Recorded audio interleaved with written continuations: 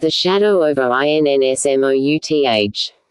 By H.P. Lovecraft. Chapter 1. During the winter of 1927–28, officials of the federal government made a strange and secret investigation of certain conditions in the ancient Massachusetts seaport of INNSMOUTH.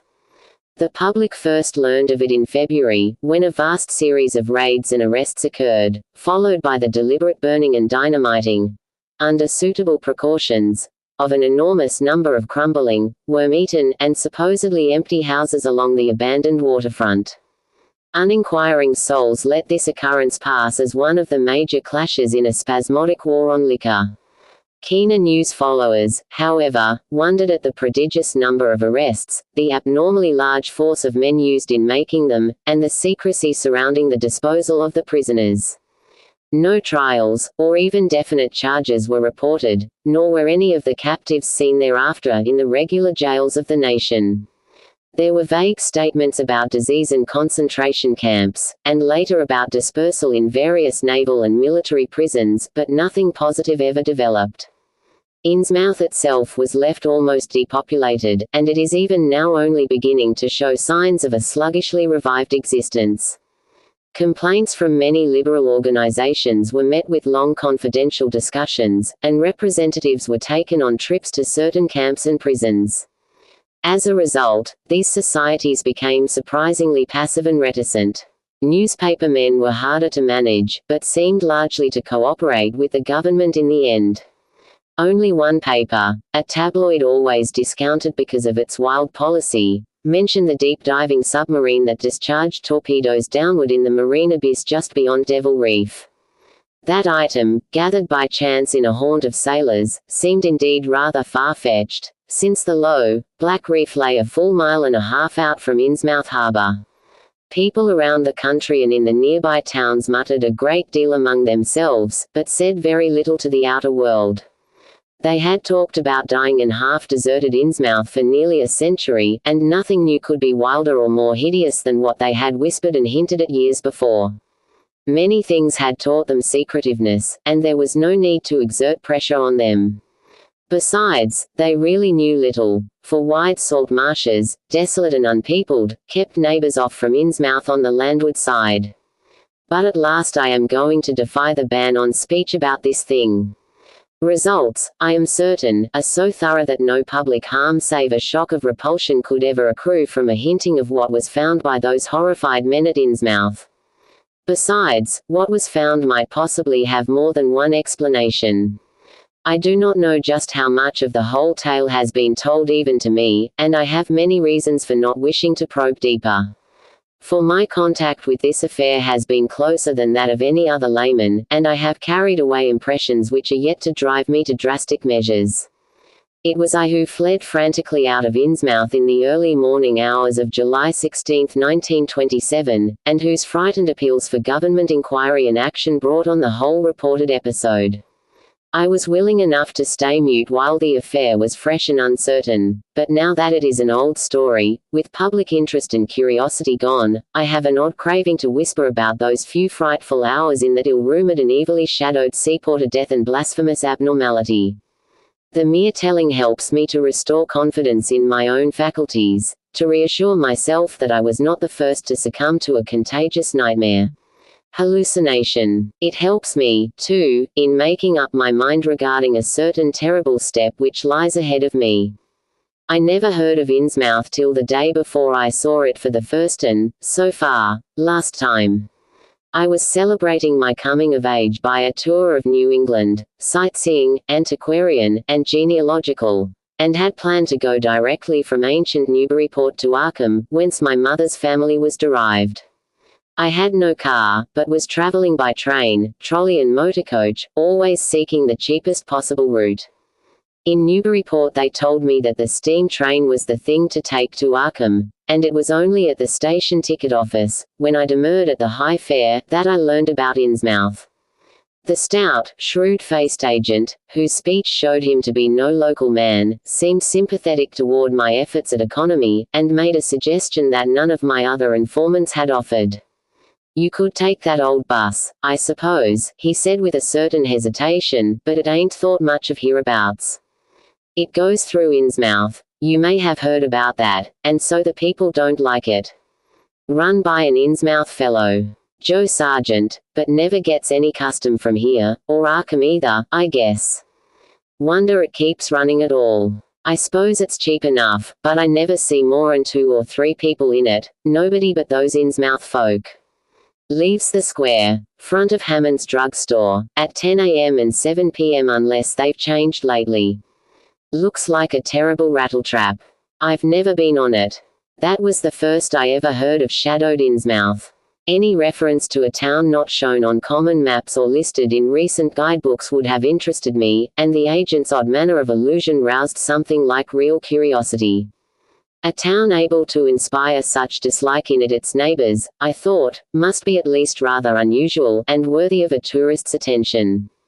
If it came before Arkham I would stop off there, and so I asked the agent to tell me something about it. He was very deliberate, and spoke with an air of feeling slightly superior to what he said.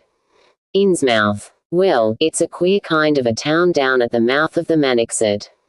Used to be almost a city, quite a port before the War of 1812, but all gone to pieces in the last 100 years or so. No railroad now. B and M never went through, and the branch line from Rowley was given up years ago. More empty houses than there are people, I guess, and no business to speak of except fishing and lobstering. Everybody trades mostly either here or in Arkham or Ipswich. Once they had quite a few mills, but nothing's left now except one gold refinery running on the leanest kind of part-time. That refinery, though, used to be a big thing, and old man Marsh, who owns it, must be richer in Croesus. Queer old duck, though, and sticks mighty close in his home. He's supposed to have developed some skin disease or deformity late in life that makes him keep out of sight. Grandson of Captain Ob Marsh, who founded the business. His mother seems to have been some kind of foreigner, they say a South Sea Islander, so everybody raised Cain when he married an Ipswich girl 50 years ago. They always do that about INNSMOUTH people, and folks here and hereabouts always try to cover up any INNSMOUTH blood they have in M. But Marsh's children and grandchildren look just like anyone else far's I can see. I've had M pointed out to me here. Though, come to think of it, the elder children don't seem to be around lately. Never saw the old man. And why is everybody so down on INNSMOUTH? Well, young fellow, you mustn't take too much stock in what people here say. They're hard to get started, but once they do get started they never let up. They've been telling things about INNSMOUTH, whispering, mostly, for the last 100 years, I guess, and I gather they're more scared than anything else.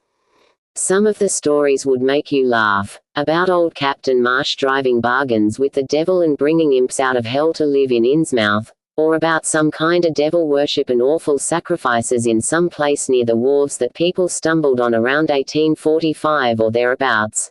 But I come from Panton, Vermont, and that kind of story don't go down with me. You ought to hear, though, what some of the old-timers tell about the Black Reef off the coast. Devil Reef, they call it.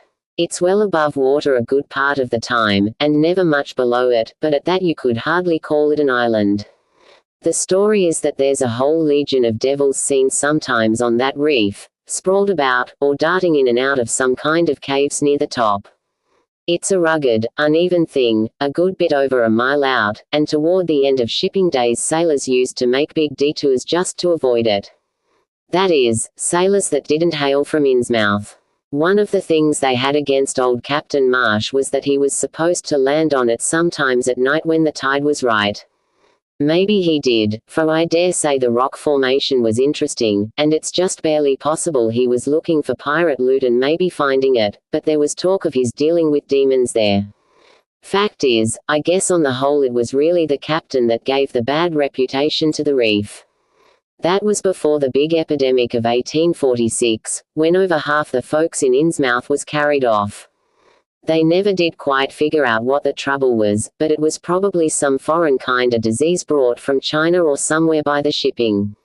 It surely was bad enough. There was riots over it, and all sorts of ghastly doings that I don't believe ever got outside of town, and it left the place in awful shape.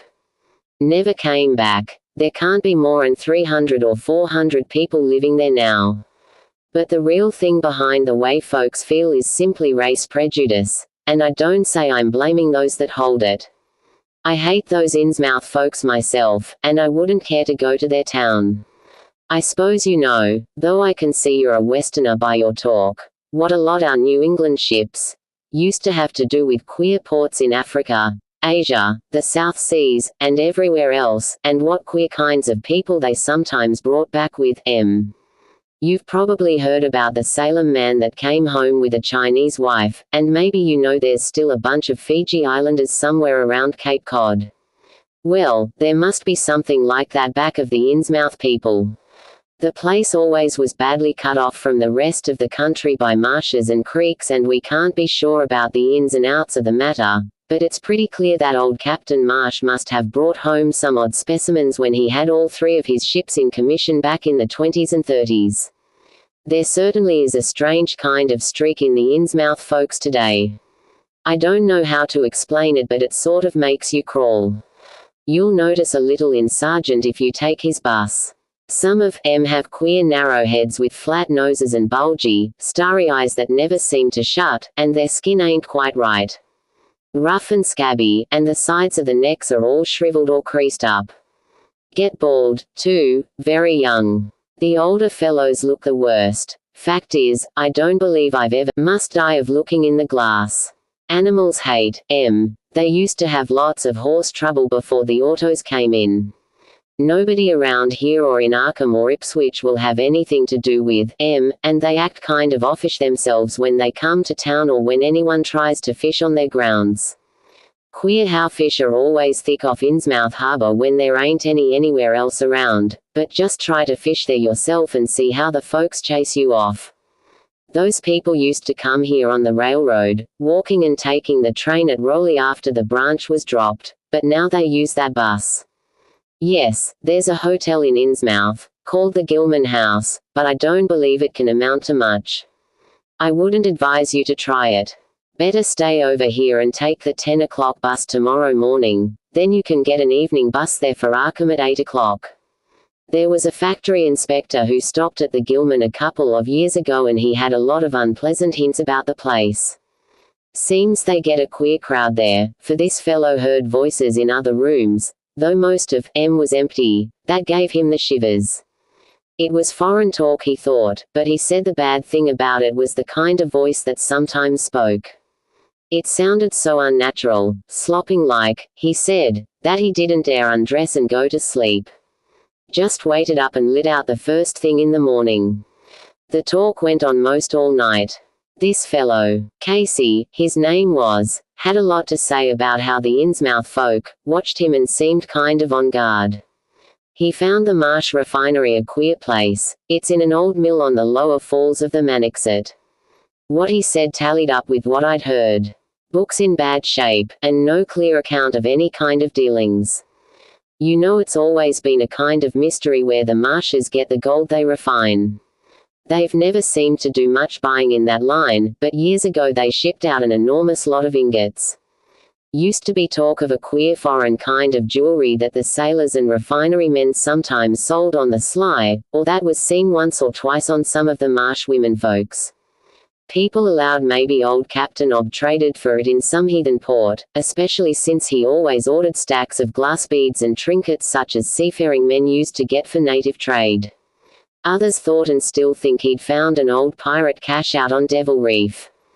But here's a funny thing. The old captain's been dead these 60 years, and there's ain't been a good-sized ship out of the place since the Civil War. But just the same, the Marshes still keep on buying a few of those native trade things, mostly glass and rubber gewgaws, they tell me. Maybe the INNSMOUTH folks like em to look at themselves. God knows they've gotten to be about as bad as South Sea cannibals and Guinea savages. That plague of 46 must have taken off the best blood in the place. Anyway, they're a doubtful lot now, and the Marshes and other rich folks are as bad as any. As I told you, there probably ain't more'n 400 people in the whole town in spite of all the streets they say there are. I guess they're what they call white trash, down south, lawless and sly, and full of secret things. They get a lot of fish and lobsters and do exporting by truck.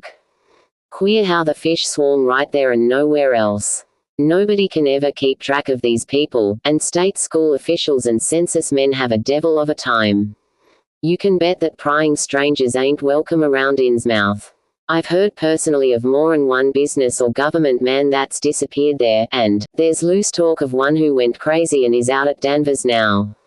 They must have fixed up some awful scare for that fellow. That's why I wouldn't go at night if I was you. I've never been there and have no wish to go, but I guess a daytime trip couldn't hurt you, even though the people hereabouts will advise you not to make it.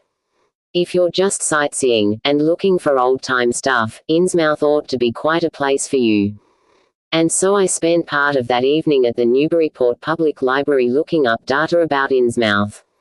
When I had tried to question the natives in the shops, the lunchroom, the garages, and the fire station, I had found them even harder to get started than the ticket agent had predicted, and realized that I could not spare the time to overcome their first instinctive reticence. They had a kind of obscure suspiciousness, as if there was something amiss with anyone too much interested in INNSMOUTH. At the YMCA where I was stopping, the clerk merely discouraged my going to such a dismal, decadent place, and the people at the library showed much the same attitude. Clearly, in the eyes of the educated, INNSMOUTH was merely an exaggerated case of civic degeneration. The Essex County histories on the library shelves had very little to say, except that the town was founded in 1643, noted for shipbuilding before the Revolution, a seat of great marine prosperity in the early 19th century, and later a minor factory centre using the Manaxeter's power. The epidemic and riots of 1846 were very sparsely treated, as if they formed a discredit to the county. References to decline were few, though the significance of the later record was unmistakable. After the Civil War, all industrial life was confined to the Marsh Refining Company, and the marketing of gold ingots formed the only remaining bit of major commerce aside from the eternal fishing. That fishing paid less and less as the price of the commodity fell and large-scale corporations offered competition, but there was never a dearth of fish around INNSMOUTH Harbour. Foreigners seldom settled there, and there was some discreetly veiled evidence that a number of Poles and Portuguese who had tried it had been scattered in a peculiarly drastic fashion. Most interesting of all was a glancing reference to the strange jewelry vaguely associated with INNSMOUTH. It had evidently impressed the whole countryside more than a little, for mention was made of specimens in the Museum of Miskatonic University at Arkham, and in the display room of the Newburyport Historical Society. The fragmentary descriptions of these things were bald and prosaic, but they hinted to me an undercurrent of persistent strangeness. Something about 'em seemed so odd and provocative that I could not put 'em out of my mind, and despite the relative lateness of the hour I resolved to see the local sample, said to be a large, queerly proportioned thing evidently meant for a tiara, if it could possibly be arranged. The librarian gave me a note of introduction to the curator of the society, a Miss Anna Tilton, who lived nearby, and after a brief explanation that ancient gentlewoman was kind enough to pilot me into the closed building, since the hour was not outrageously late. It took no excessive sensitiveness to beauty to make me literally gasp at the strange, unearthly splendor of the alien, opulent fantasy that rested there on a purple velvet cushion. Even now I can hardly describe what I saw, though it was clearly enough a sort of tiara, as the description had said. It was tall in front, and with a very large and curiously irregular periphery, as if designed for a head of almost freakishly elliptical outline. The material seemed to be predominantly gold, though a weird light lustrousness hinted at some strange alloy with an equally beautiful and scarcely identifiable metal. Its condition was almost perfect, and one could have spent hours in studying the striking and puzzlingly untraditional designs, some simply geometrical, and some plainly marine, chased or molded in high relief on its surface with a craftsmanship of incredible skill and grace. The longer I looked, the more the thing fascinated me, and in this fascination there was a curiously disturbing element hardly to be classified or accounted for. At first I decided that it was the queer otherworldly quality of the art which made me uneasy. All other art objects I had ever seen either belonged to some known racial or national stream, or else were consciously modernistic defiances of every recognized stream. This tiara was neither. It clearly belonged to some settled technique of infinite maturity and perfection, yet that technique was utterly remote from any Eastern or Western, ancient or modern, which I had ever heard of or seen exemplified.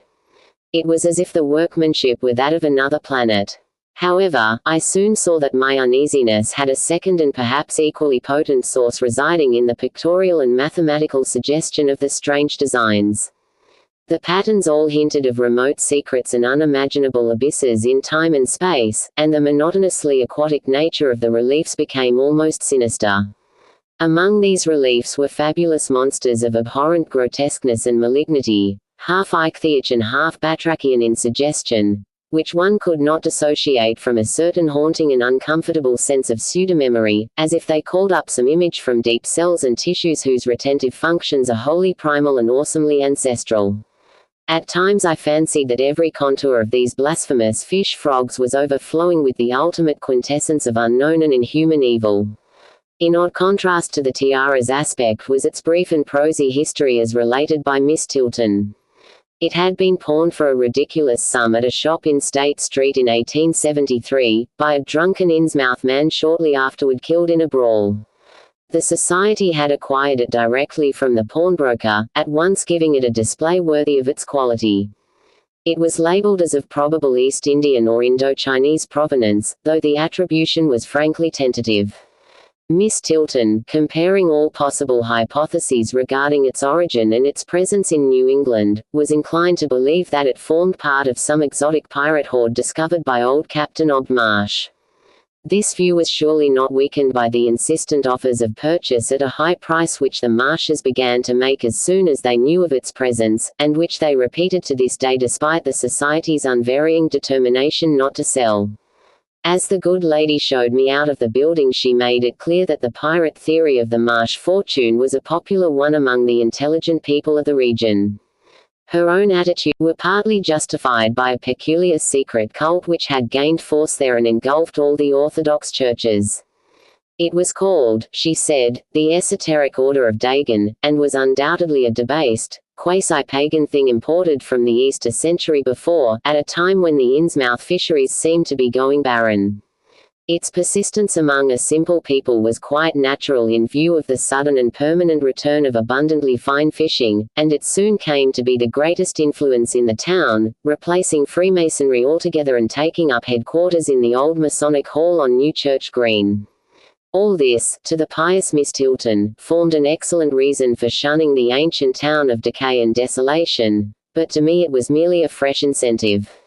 To my architectural and historical anticipations was now added an acute anthropological zeal, and I could scarcely sleep in my small room at the Y as the night wore away. Chapter 2. Shortly before 10 the next morning I stood with one small valise in front of Hammond's drugstore in Old Market Square waiting for the INNSMOUTH bus. As the hour for its arrival drew near, I noticed a general drift of the loungers to other places up the street, or to the ideal lunch across the square. Evidently the ticket agent had not exaggerated the dislike which local people bore toward INNSMOUTH and its denizens. In a few moments a small motor coach of extreme decrepitude and dirty grey colour rattled down State Street, made a turn, and drew up at the curb beside me. I felt immediately that it was the right one, a guess which the half-illegible sign on the windshield. Arkham INNSMOUTH Newburyport, soon verified. There were only 3 passengers, dark, unkempt men of sullen visage and somewhat youthful cast, and when the vehicle stopped they clumsily shambled out and began walking up State Street in a silent, almost furtive fashion. The driver also alighted, and I watched him as he went into the drug store to make some purchase. This, I reflected, must be the Joe Sargent mentioned by the ticket agent, and even before I noticed any details there spread over me a wave of spontaneous aversion which could be neither checked nor explained. It suddenly struck me as very natural that the local people should not wish to ride on a bus owned and driven by this man, or to visit any oftener than possible the habitat of such a man and his kinsfolk. When the driver came out of the store I looked at him more carefully and tried to determine the source of my evil impression. He was a thin, stoop-shouldered man not much under 6 feet tall, dressed in shabby blue civilian clothes and wearing a frayed golf cap. His age was perhaps 35, but the odd, deep creases in the sides of his neck made him seem older when one did not study his dull, expressionless face. He had a narrow head, bulging, watery blue eyes that seemed never to wink, a flat nose, a receding forehead and chin, and singularly undeveloped ears. His long thick lip and coarse-pored, greyish cheeks seemed almost beardless except for some sparse yellow hairs that straggled and curled in irregular patches, and in places the surface seemed queerly irregular, as if peeling from some cutaneous disease. His hands were large and heavily veined, and had a very unusual greyish-blue tinge. The fingers were strikingly short in proportion to the rest of the structure, and seemed to have a tendency to curl closely into the huge palm. As he walked toward the bus I observed his peculiarly shambling gait and saw that his feet were inordinately immense. The more I studied them, the more I wondered how he could buy any shoes to fit them. A certain greasiness about the fellow increased my dislike. He was evidently given to working or lounging around the fish docks, and carried with him much of their characteristic smell. Just what foreign blood was in him I could not even guess. His oddities certainly did not look Asiatic, Polynesian, Levantine or Negroid, yet I could see why the people found him alien. I myself would have thought of biological degeneration rather than alienage. I was sorry when I saw there would be no other passengers on the bus. Somehow I did not like the idea of riding alone with this driver. But as leaving time obviously approached, I conquered my qualms and followed the man aboard, extending him a dollar bill and murmuring the single word "INNSMOUTH." He looked curiously at me for a second as he returned 40 cents change without speaking. I took a seat far behind him, but on the same side of the bus, since I wished to watch the shore during the journey. At length the decrepit vehicle stared with a jerk, and rattled noisily past the old brick buildings of State Street amidst a cloud of sepulchre from the exhaust. Glancing at the people on the sidewalks, I thought I detected in them a curious wish to avoid looking at the bus, or at least a wish to avoid seeming to look at it. Then we turned to the left into High Street, where the going was smoother, flying by stately old mansions of the early Republic and still older colonial farmhouses, passing the lower Green and Parker River, and finally emerging into a long, monotonous stretch of open shore country. The day was warm and sunny, but the landscape of sand and sedge grass, and stunted shrubbery became more and desolate as we proceeded. Out the window I could see the blue water and the sandy line of Plum Island, and we presently drew very near the beach as our narrow road veered off from the main highway to Rowley and Ipswich. There were no visible houses, and I could tell by the state of the road that traffic was very light hereabouts. The weather-worn telephone poles carried only 2 wires. Now and then we crossed crude wooden bridges over tidal creeks that wound far inland and promoted the general isolation of the region. Once in a while I noticed dead stumps and crumbling foundation walls above the drifting sand, and recalled the old tradition quoted in one of the histories I had read, that this was once a fertile and thickly settled countryside. The change, it was said, came simultaneously with the INNSMOUTH epidemic of L846, and was thought by simple folk to have a dark connection with hidden forces of evil.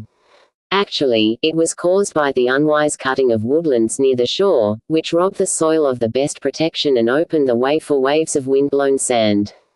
At last we lost sight of Plum Island and saw the vast expanse of the open Atlantic on our left. Our narrow course began to climb steeply, and I felt a singular sense of disquiet in looking at the lonely crest ahead where the rutted roadway met the sky. It was as if the bus were about to keep on in its ascent, leaving the sane earth altogether and merging with the unknown arcana of upper air and cryptical sky. The smell of the sea took on ominous implications, and the silent driver's bent, rigid back and narrow head became more and more hateful. As I looked at him I saw that the back of his head was almost as hairless as his face, having only a few straggling yellow strands upon a grey scabrous surface. Then we reached the crest and beheld the outspread valley beyond, where the Manaxet joins the sea just north of the long line of cliffs that culminate in Kingsport Head and veer off toward Cape Ann. On the far misty horizon I could just make out the dizzy profile of the head, topped by the queer ancient house of which so many legends are told, but for the moment all my attention was captured by the nearer panorama just below me. I realized, come face to face with rumor-shadowed INNSMOUTH. It was a town of wide extent and dense construction, yet one with a portentous dearth of visible life. From the tangle of chimney pots scarcely a wisp of smoke came, and the three tall steeples loomed stark and unpainted against the seaward horizon. One of them was crumbling down at the top, and in that and another there were only black gaping holes where clock dials should have been. The vast huddle of sagging gambrel roofs and peaked gables conveyed with offensive clearness the idea of wormy decay, and as we approached along the condition, stretching inland from among them I saw the rusted, grass-grown line of the abandoned railway, with leaning telegraph poles now devoid of wires, and the half-obscured lines of the old carriage roads to Rowley and Ipswich. The decay was worst close to the waterfront, though in its very midst I could spy the white belfry of a fairly well-preserved brick structure which looked like a small factory. The harbour, long clogged with sand, was enclosed by an ancient stone breakwater, on which I could begin to discern the minute forms of a few seated fishermen, and at whose end were what looked like the foundations of a bygone lighthouse. A sandy tongue had formed inside this barrier, and upon it I saw a few decrepit cabins, more dories, and scattered lobster pots. The only deep water seemed to be where the river poured out past the belfried structure and turned southward to join the ocean at the breakwater's end. Here and there the ruins of wharves jutted out from the shore to end in indeterminate rottenness, those farthest south seeming the most decayed. And far out at sea, despite a high tide, I glimpsed a long, black line scarcely rising above the water yet carrying a suggestion of odd latent malignancy. This, I knew, must be Devil Reef. As I looked, a subtle, curious sense of beckoning seemed superadded to the grim repulsion, and oddly enough, I found this overtone more disturbing than the primary impression. We met no one on the road, but presently began to pass deserted farms in varying stages of ruin. Then I noticed a few inhabited houses with rags stuffed in the broken windows and shells and dead fish lying about the littered yards. Once or twice I saw listless-looking people working in barren gardens or digging clams on the fishy-smelling beach below, and groups of dirty, simian-visaged children playing around weed-grown doorsteps. Somehow these people seemed more disquieting than the dismal buildings, for almost every one had certain peculiarities of face and motions which I instinctively disliked without being able to define or comprehend them. For a second I thought this typical physique suggested some picture I had seen, perhaps in a book, under circumstances of particular horror or melancholy, but this pseudo-recollection passed very quickly. As the bus reached a lower level one began to catch the steady note of a waterfall through the unnatural stillness. The leaning, unpainted houses grew thicker, lined both sides of the road, and displayed more urban tendencies than did those we were leaving behind. The panorama ahead had contracted to a street scene, and in spots I could see where a cobblestone pavement and stretches of brick sidewalk had formerly existed. All the houses were apparently deserted, and there were occasional gaps where tumble-down chimneys and cellar walls told of buildings that had collapsed. Pervading everything was the most nauseous fishy odor imaginable. Soon cross streets and junctions began to appear, those on the left leading to shoreward realms of unpaved squalor and decay, while those on the right showed vistas of departed grandeur. So far I had seen no people in the town, but there now came signs of a sparse habitation. Curtained windows here and there, and an occasional battered motorcar at the curb. Pavement and sidewalks were increasingly well defined, and though most of the houses were quite old, wooden brick structures of the early 19th century, they were obviously kept fit for habitation. As an amateur antiquarian I almost lost my olfactory disgust and my feeling of menace and repulsion amidst this rich, unaltered survival from the past. But I was not to reach my destination without one very strong impression of poignantly disagreeable quality. The bus had come to a sort of open concourse or radial point with churches on two sides and the bedraggled remains of a circular green in the center, and I was looking at a large pillared hall on the right-hand junction ahead. The structure's once white paint was now grey and peeling, and the black and gold sign on the pediment was so faded that I could only with difficulty make out the words Esoteric Order of Dagon. This, then, was the former Masonic hall now given over to a degraded cult. As I strained to decipher this inscription, my notice was distracted by the raucous tones of a cracked bell across the street, and I quickly turned to look out the window on my side of the coach. The sound came from a squat stone church of manifestly later date than most of the houses, built in a clumsy Gothic fashion and having a disproportionately high basement with shuttered windows. Though the hands of its clock were missing on the side I glimpsed, I knew that those horse strokes were tolling the hour of 11. Then suddenly all thoughts of time were blotted out by an onrushing image of sharp intensity and unaccountable horror which had seized me before I knew what it really was. The door of the church basement was open, revealing a rectangle of blackness inside. And as I looked, a certain object crossed or seemed to cross that dark rectangle, burning into my brain a momentary conception of nightmare which was all the more maddening because analysis could not sepulchre a single nightmarish quality in it. It was a living object, the first except the driver that I had seen since entering the compact part of the town, and had I been in a steadier mood I would have found nothing whatever of terror in it. Clearly, as I realized a moment later, it was the pastor, clad in some peculiar vestments doubtless introduced since the Order of Dagon had modified the ritual of the local churches. The thing which had probably caught my first subconscious glance and supplied the touch of bizarre horror was the tall tiara he wore, an almost exact duplicate of the one Miss Tilton had shown me the previous evening. This, acting on my imagination, had supplied namelessly sinister qualities to the indeterminate face and robed, shambling form beneath it.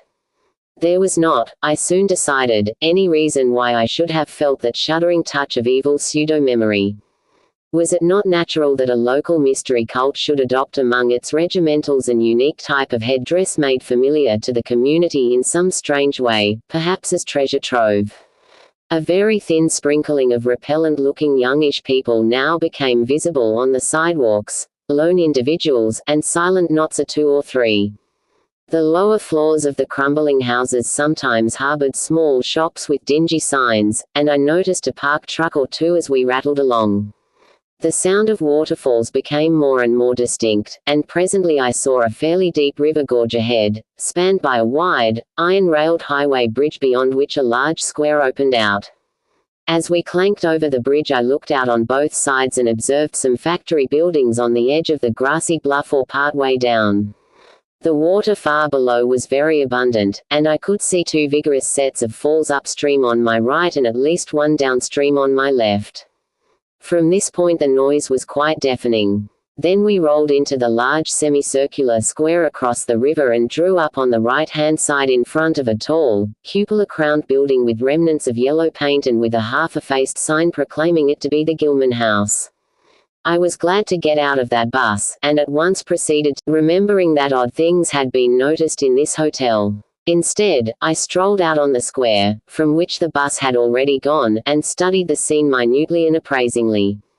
One side of the cobblestoned open space was the straight line of the river, the other was a semicircle of slant-roofed brick buildings of about the 1800 period, from which several streets radiated away to the southeast, south, and southwest. Lamps were depressingly few and small, all low-powered incandescents, and I was glad that my plans called for departure before dark, even though I knew the moon would be bright.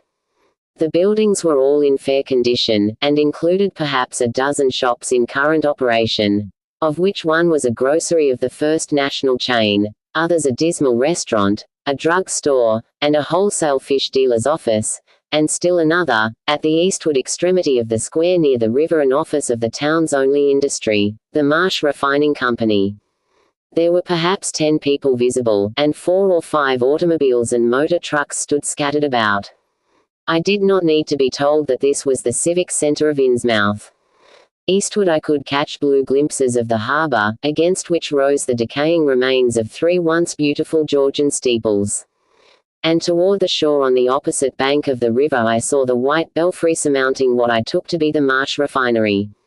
For some reason or other I chose to make my first inquiries at the chain grocery, whose personnel was not likely to be native to INNSMOUTH. I found a solitary boy of about 17 in charge, and was pleased to note the brightness and affability which promised cheerful information. He seemed exceptionally eager to talk, and I soon gathered that he did not like the place, its fishy smell, or its furtive people. A word with any outsider was a relief to him. He hailed from Arkham, boarded with a family who came from Ipswich, and went back whenever he got a moment off.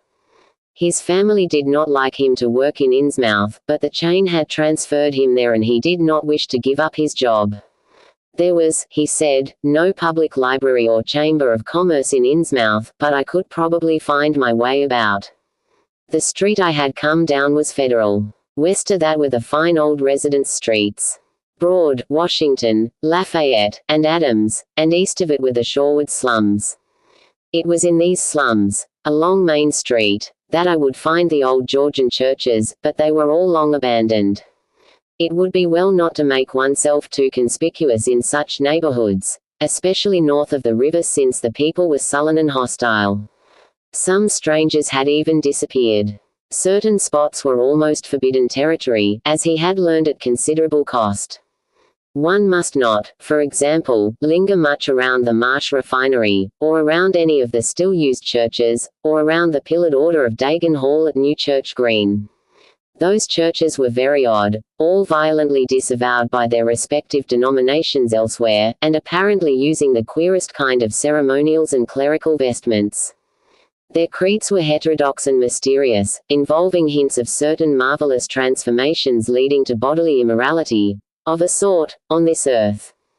The youth's own pastor, Drive Wallace of Asbury M.E. Church in Arkham, had gravely urged him not to join any church in INNSMOUTH.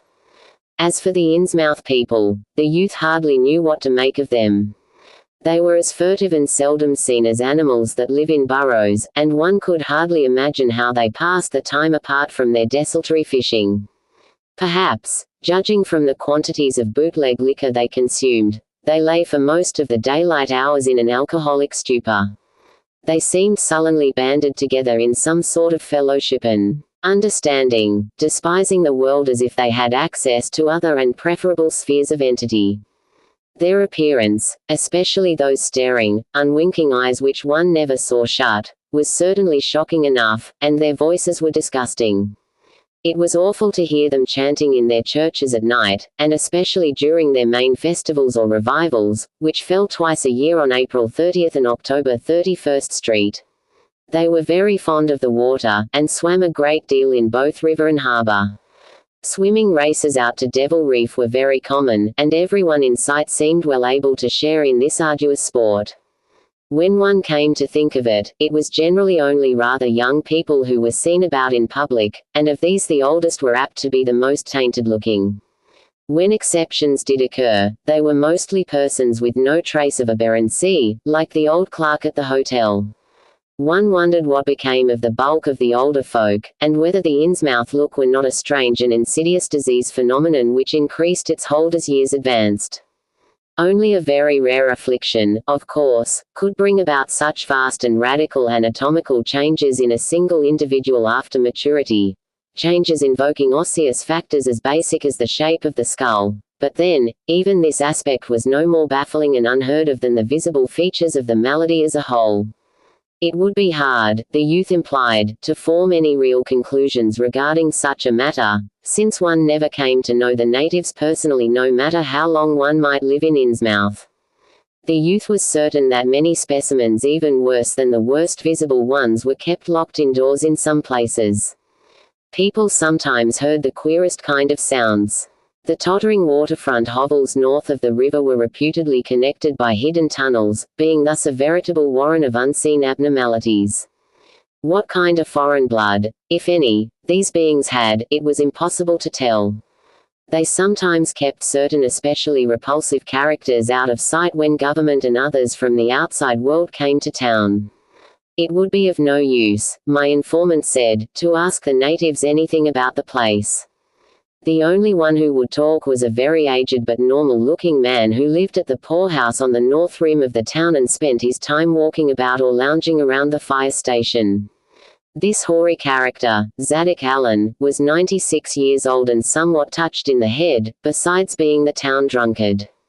He was a strange, furtive creature who constantly looked over his shoulder as if afraid of something, and when sober could not be persuaded to talk at all with strangers.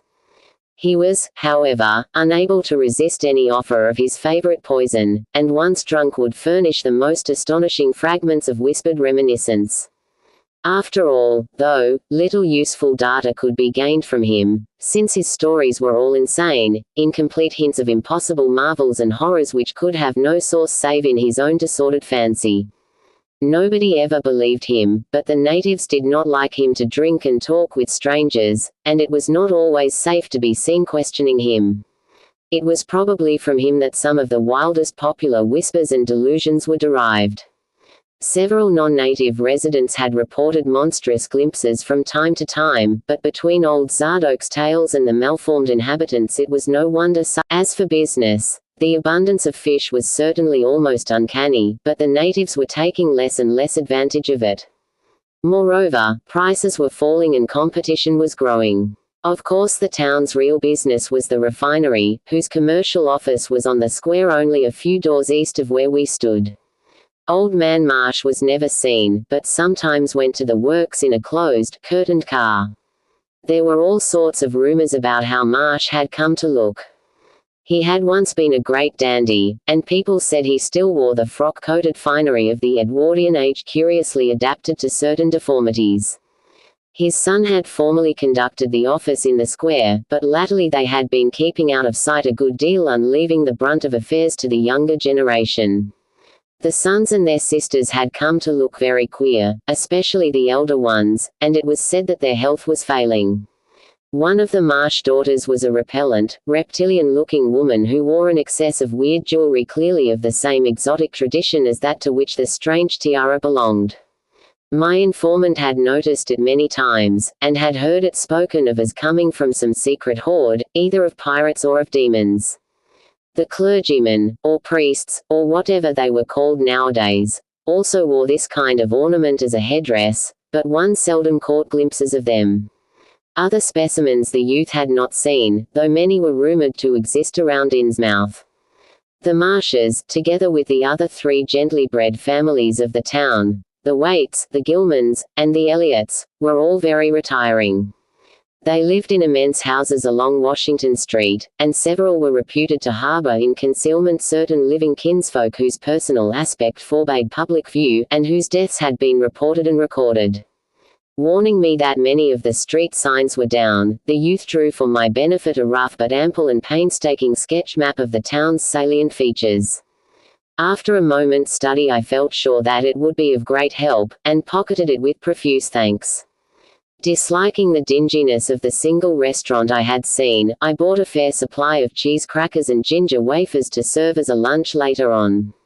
My program, I decided, would be to thread the principal streets, talk with any non-natives I might encounter, and catch the 8 o'clock coach for Arkham.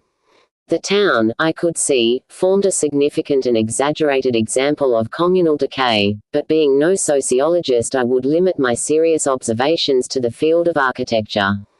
Thus I began my systematic though half-bewildered tour of INNSMOUTH's narrow, shadow-blighted ways. Crossing the bridge and turning toward the roar of the lower falls, I passed close to the Marsh refinery, which seemed to be oddly free from the noise of industry. The building stood on the steep river bluff near a bridge and an open confluence of streets which I took to be the earliest civic center, displaced after the revolution by the present town square.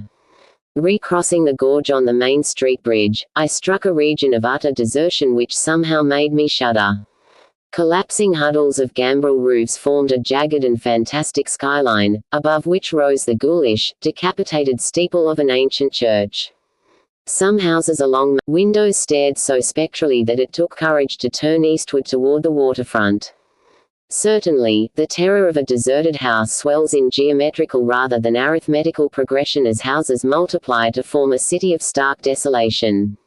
The sight of such endless avenues of fishy-eyed vacancy and death, and the thought of such linked infinities of black, brooding compartments given over to cobwebs and memories and the conqueror worm, start up vestigial fears and aversions that not even the stoutest philosophy can disperse. Fish Street was as deserted as Main, though it differed in having many brick and stone warehouses still in excellent shape. Water Street was almost its duplicate, save that there were great seaward gaps where wharves had been. Not a living thing did I see except for the scattered fishermen on the distant breakwater, and not a sound did I hear save the lapping of the harbour tides and the roar of the falls in the Mannixet. The town was getting more and more on my nerves, and I looked behind me furtively as I picked my way back over the tottering Water Street Bridge. The Fish Street Bridge, according to the sketch, was in ruins.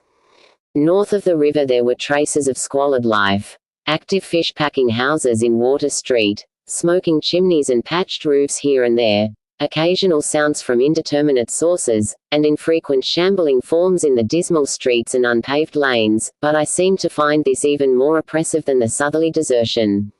For one thing, the people were more hideous and abnormal than those near the center of the town, so that I was several times evilly reminded of something utterly fantastic which I could not quite place.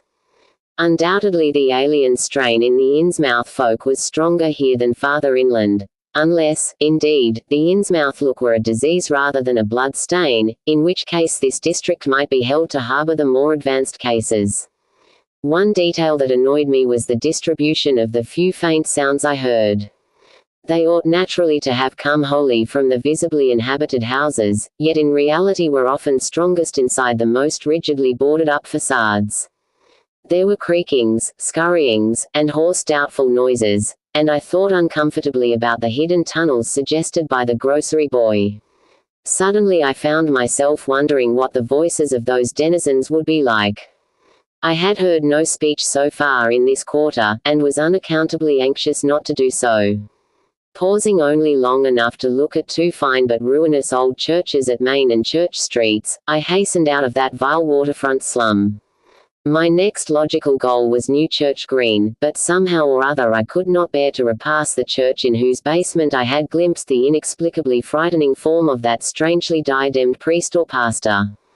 Besides, the grocery youth had told me that churches, as well as the Order of Dagon Hall, were not advisable neighborhoods for strangers.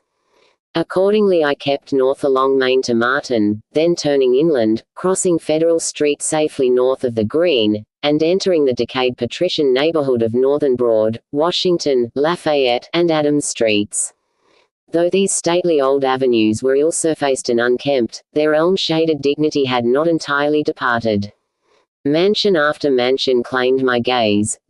In all these streets no living thing was visible, and I wondered at the complete absence of cats and dogs from INNSMOUTH. Another thing which puzzled and disturbed me, even in some of the best preserved mansions, was the tightly shuttered condition of many third-story and attic windows. Furtiveness and secretiveness seemed universal in this hushed city of alienage and death, and I could not escape the sensation of being watched from ambush on every hand by sly, staring eyes that never shut. I shivered as the cracked stroke of 3 sounded from a belfry on my left. Too well did I recall the squat church from which those notes came.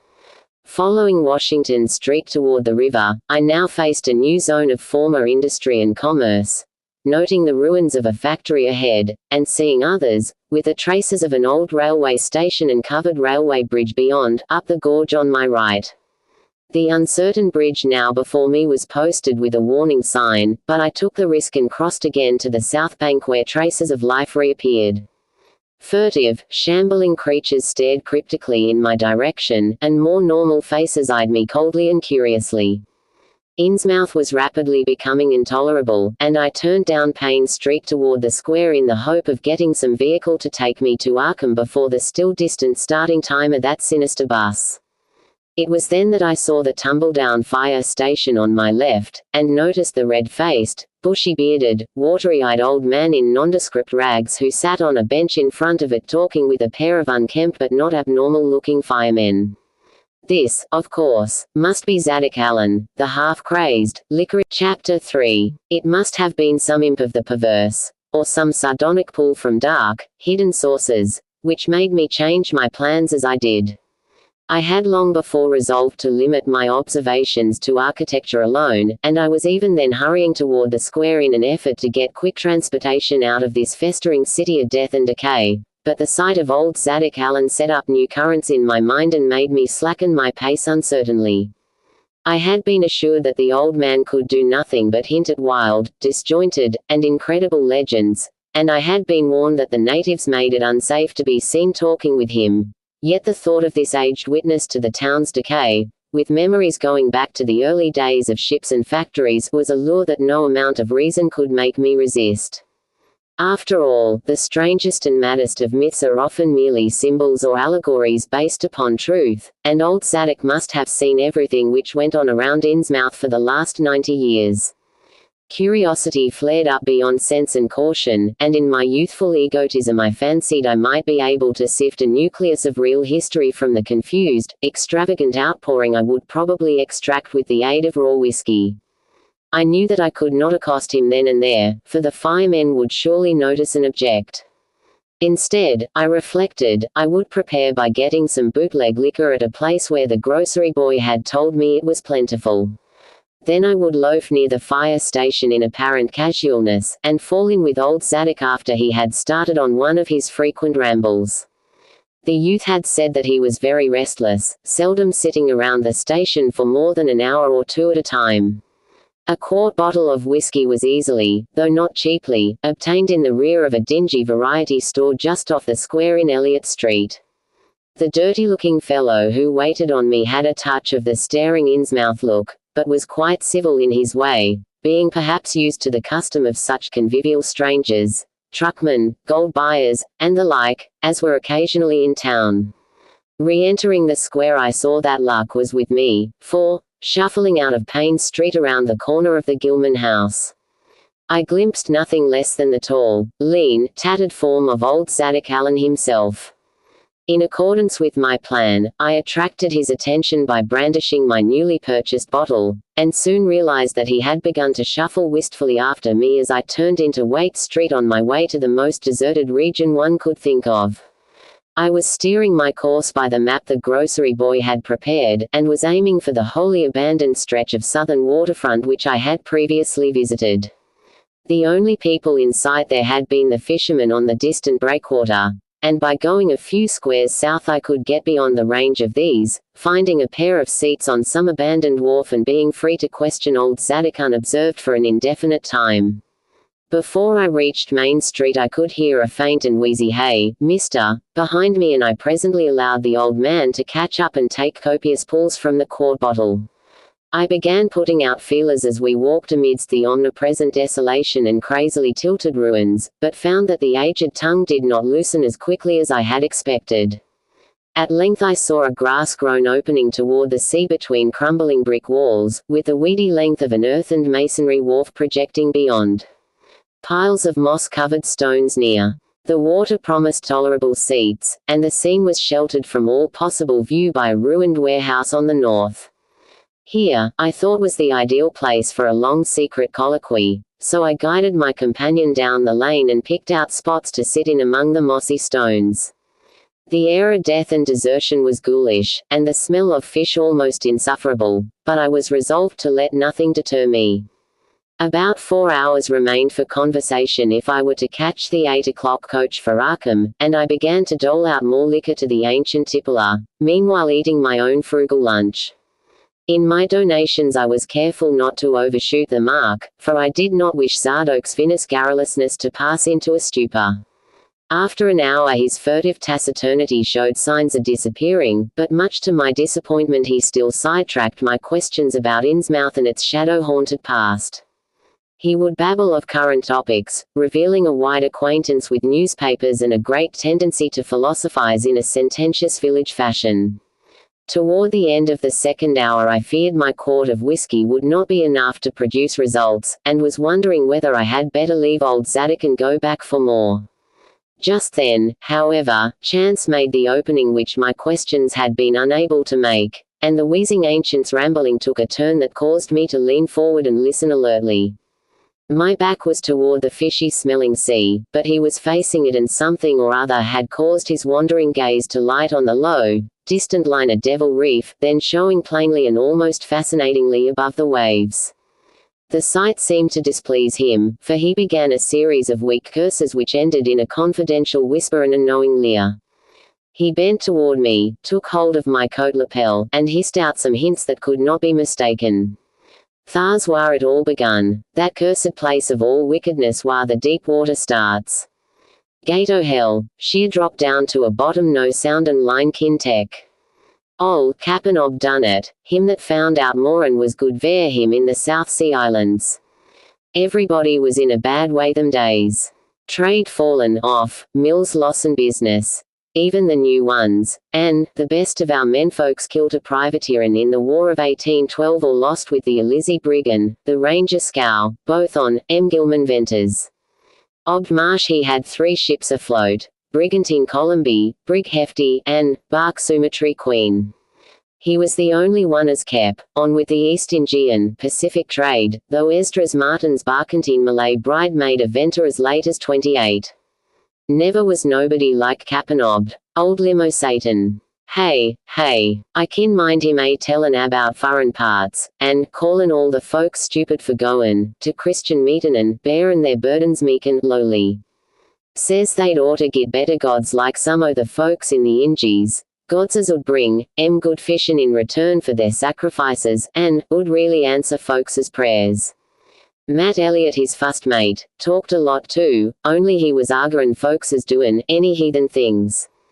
Told about an island east of Otaheite whar they was a lot o' stone ruins older'n anybody knew anything about, kinda like 'em on Ponape, in the Carolines, but with carvin's of faces that looked like the big statues on Easter Island. Thar was a little volcanic wall, sir. Matt he says the natives around Thar had all the fish they could catch, and sported bracelets and armlets and head rigs made out o' a queer kind o' golden, covered with pictures o' monsters just like the ones carved over the ruins on the little island, sort o' fish like frogs or frog-like fishes that was drawed in all kinds o' positions like's they was human beings. Nobody could get out o' them whar they got all the stuff, and all the other natives wondered how they managed to find fish in plenty even when the very next island had lean pickins. Matty got to wanderin', too, and so did Cap'n Ob. Ob he notices, besides, that lots of the handsome young folks would drop out o' sight ver good from year to year, and that they want many old folks around.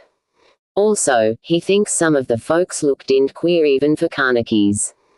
It took Ob to get the truth out o' them heathen. I don't know how he done it, but be begun by traddin' ver the gold-like things they wore. Asked whar they come from, and if they could get more, and finally wormed the story out o' the old chief. Walaki, they called him. Nobody but Ob would ever a believed the old yeller devil, but the cap'n could read folks like they was books. Hey, nobody never believes me now when I tell and I don't s'pose you will, young fella. Though come to look at ye hev kinda got 'em sharp readin' eyes like Ob had. The old man's whisper grew fainter, and I found myself shuddering at the terrible and sincere portentousness of his intonation, even though I knew his tale could be nothing but drunken fantasy. Wall, sir, Ob'd he, lart that they's things on this arth as most folks never heerd about, and wouldn't believe if they did hear. It seems these Carnackies was sacrificin' heaps o' their young men and maidens to some kind o' god things that lived under the sea, and gettin' all kinds o' sepulchre in return. They met the things on the little islet with the queer ruins, and it seems them awful pictures o' frog-fish monsters was supposed to be pictures o' these things. Meb they was the kind o' critters as got all the mermaid stories and sex started. They had all kinds o' cities on the sea bottom, and this island was heaved up from Thar. Seen they was some of the things alive in the stone buildings when the island come up sudden to the surface, that's how the Carnackies got wind they was down Thar. Made sign talk as soon as they got over bein' skeert, and pieced up a bargain afore long. Them things liked human sacrifices. Had ages afore, but lost track o' the upper world after a time. What they done to the victims it ain't fair me to say, and I guess Ob wasn't none too sharp about askin'. But it was all right with the heathens, because they'd been havin' a hard time and was desperate about everything. They give a sartin number o' young folks to the sea things twice every year. May even haul a wearin', reg'lar as could be. Also give summer, the carved knick-knacks they made. What the things agreed to give in return was plenty fish. They druv in from all over the sea, and a few gold-like things now and then. Wall, as I says, the natives met the things on the little volcanic islet, goin' thar in canoes with the sacrifices etc., and bringin' back any of the gold-like jewels as was comin' to 'em. At fust the things didn't never go onto the main island, but arter a time they come to want to. Seems they hankered arter mixin' with the folks, and havin' gin ceremonies on the big days. May even Halloween. Ye see, they was able to live both in and out o' water, what they call amphibians, I guess. The Karnakis told as how folks from the other islands might want to wipe and out, because they could wipe out the hull brood o' humans if they was willin' to bother. That is, any as didn't be sartin signs seckers was used onct by the lost old ones, whoever they was. But not wantin' to bother, they'd lay low when anybody visited the island. When it come to mattin' with them toad-lookin' fishes, the Karnakis kinda balked, but finally they larnt something as put a new face on the matter. Seems that human folks has got a kinda relation to sek water beasts, that everything alive come out o' the water onct and only needs a little change to go back again. Them things told the Karnakis that if they mixed bloods there'd be children as would look human at fust, but later turn more and more like the things, till finally they'd take to the water and gene the main lot o' things down ha. And, this is the important part, young fella, them as turned into fish things and went into the water wouldn't never die. Them things never died except, they was killed violent. Wall, sir, it seems by the time ob knowed them islanders they was all full o' fish blood from 'em deep water things. When they got old and begun to sepulchre it, they was kep hid until they felt like takin' to the water and quittin' the place. Some was more tech than others, and some never did change quite enough to take to the water, but mostly they turned out jest the way them things said. Them as was born more like the things changed early, but them as was nearly human sometimes stayed on the island till they was past 70, though they'd usually go down under for trial trips afore that. Folks as had took to the water generally come back a good deal to visit, so's a man would often be in talkin' to his own 5 times great-grandfather who'd left the dry land a couple o' 100 years or so afore.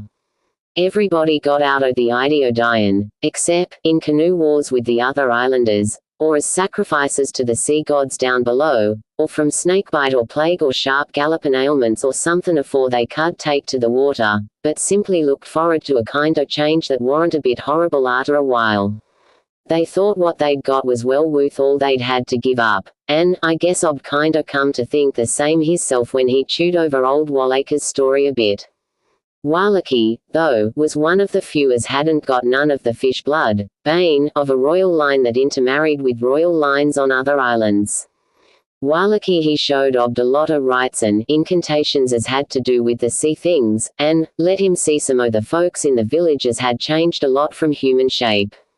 Somehow or other, though, he never would let him see one of the regular things from right out o' the water.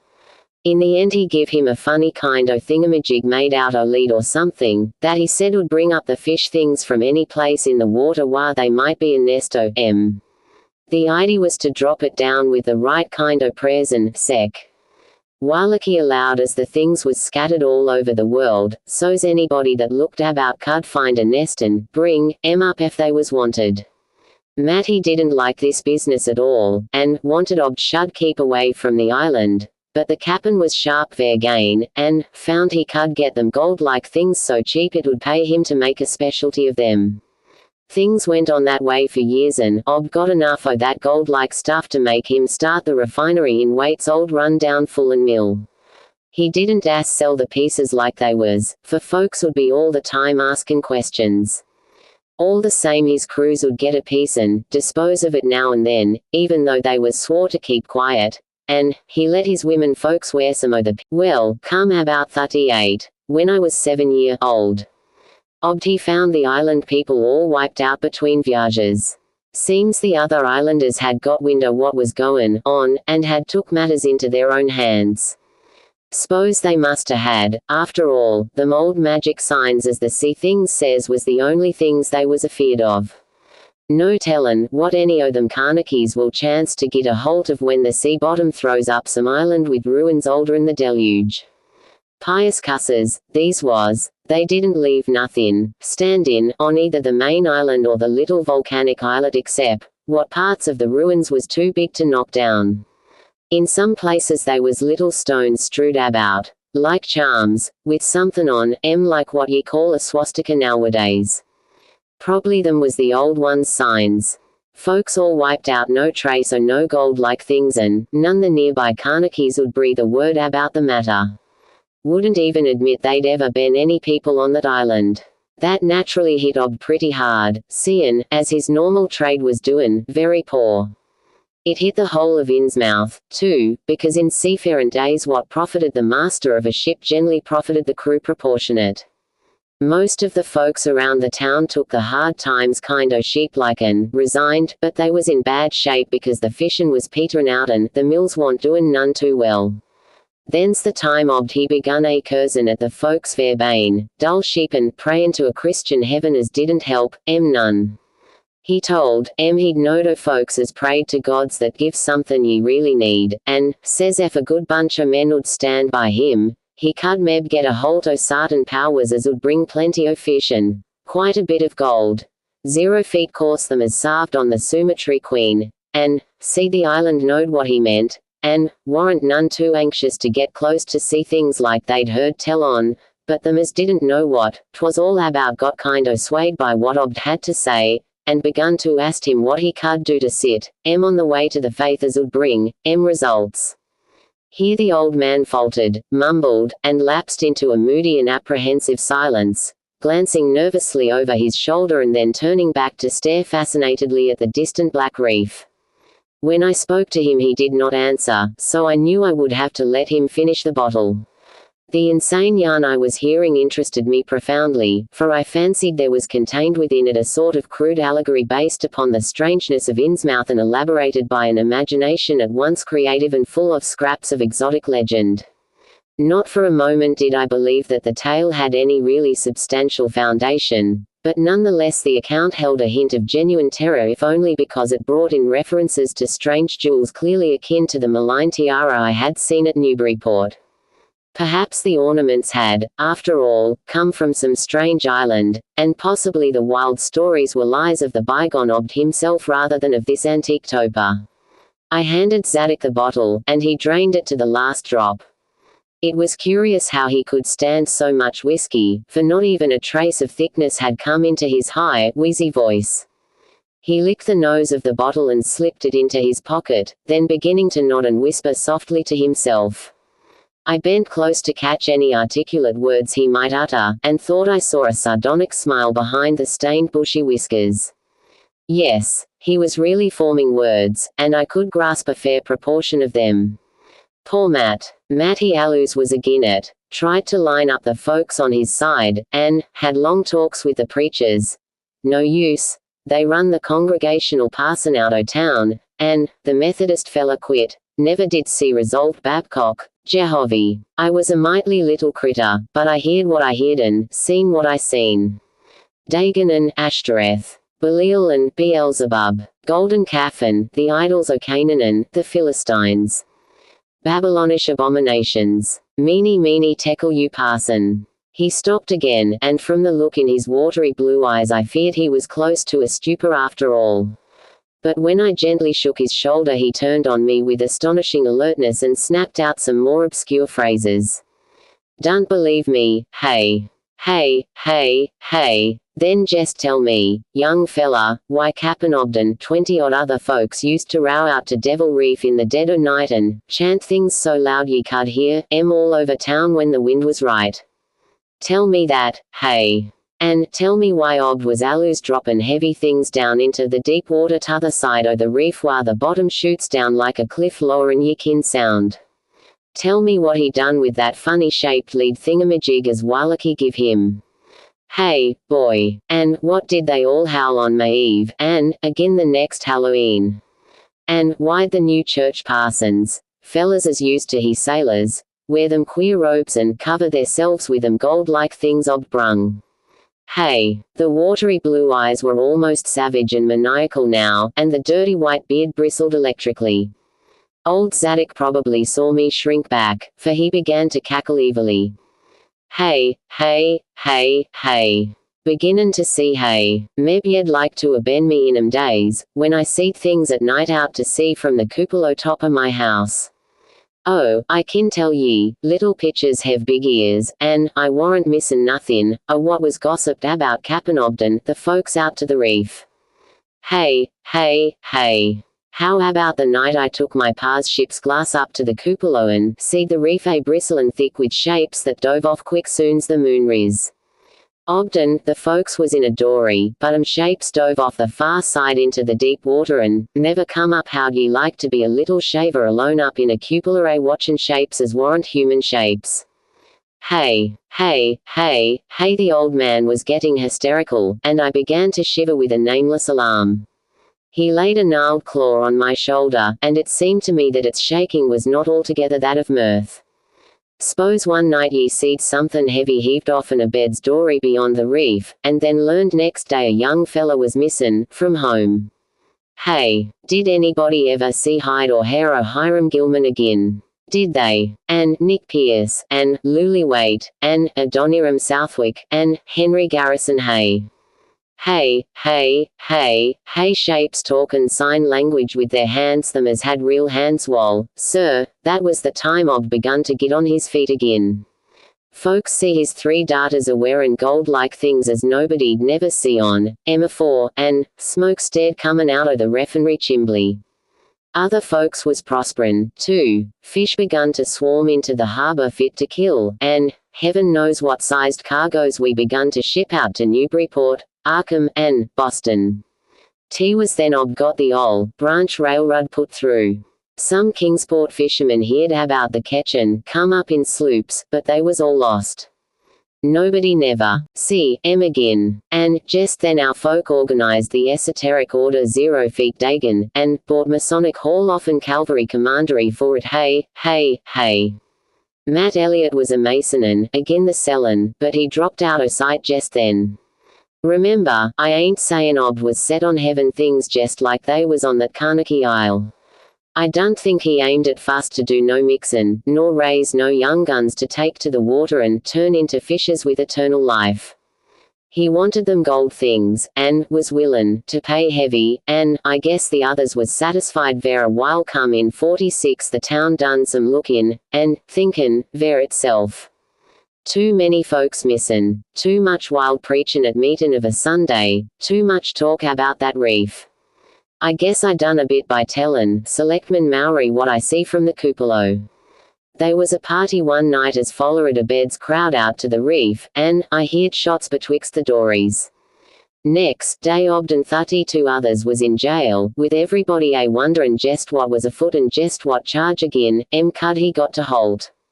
God, if anybody'd looked ahead a couple of weeks later, when nothin' had been throwed into the sea ver that long Zadok was showing signs of fright and exhaustion, and I let him keep silence for a while, though glancing apprehensively at my watch. The tide had turned and was coming in now, and the sound of the waves seemed to arouse him. I was glad of that tide, for at high water the fishy smell might not be so bad. Again I strained to catch his whispers.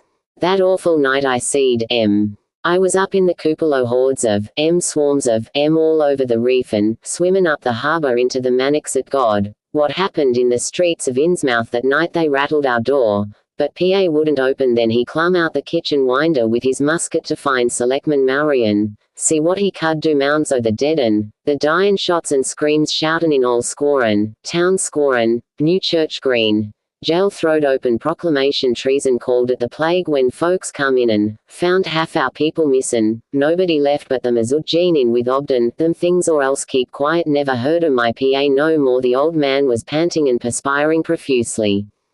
His grip on my shoulder tightened. Everything cleaned up in the mornin', but they was traces ob. He kinda takes charge and says things is goin' to be changed. Others'll worship with us at meetin' time, and sartin houses has got to entertain guests they wanted to mix like they done with the Carnegies, and he for one didn't feel bound to stop. Far gone, was Ob just like a crazy man on the subject.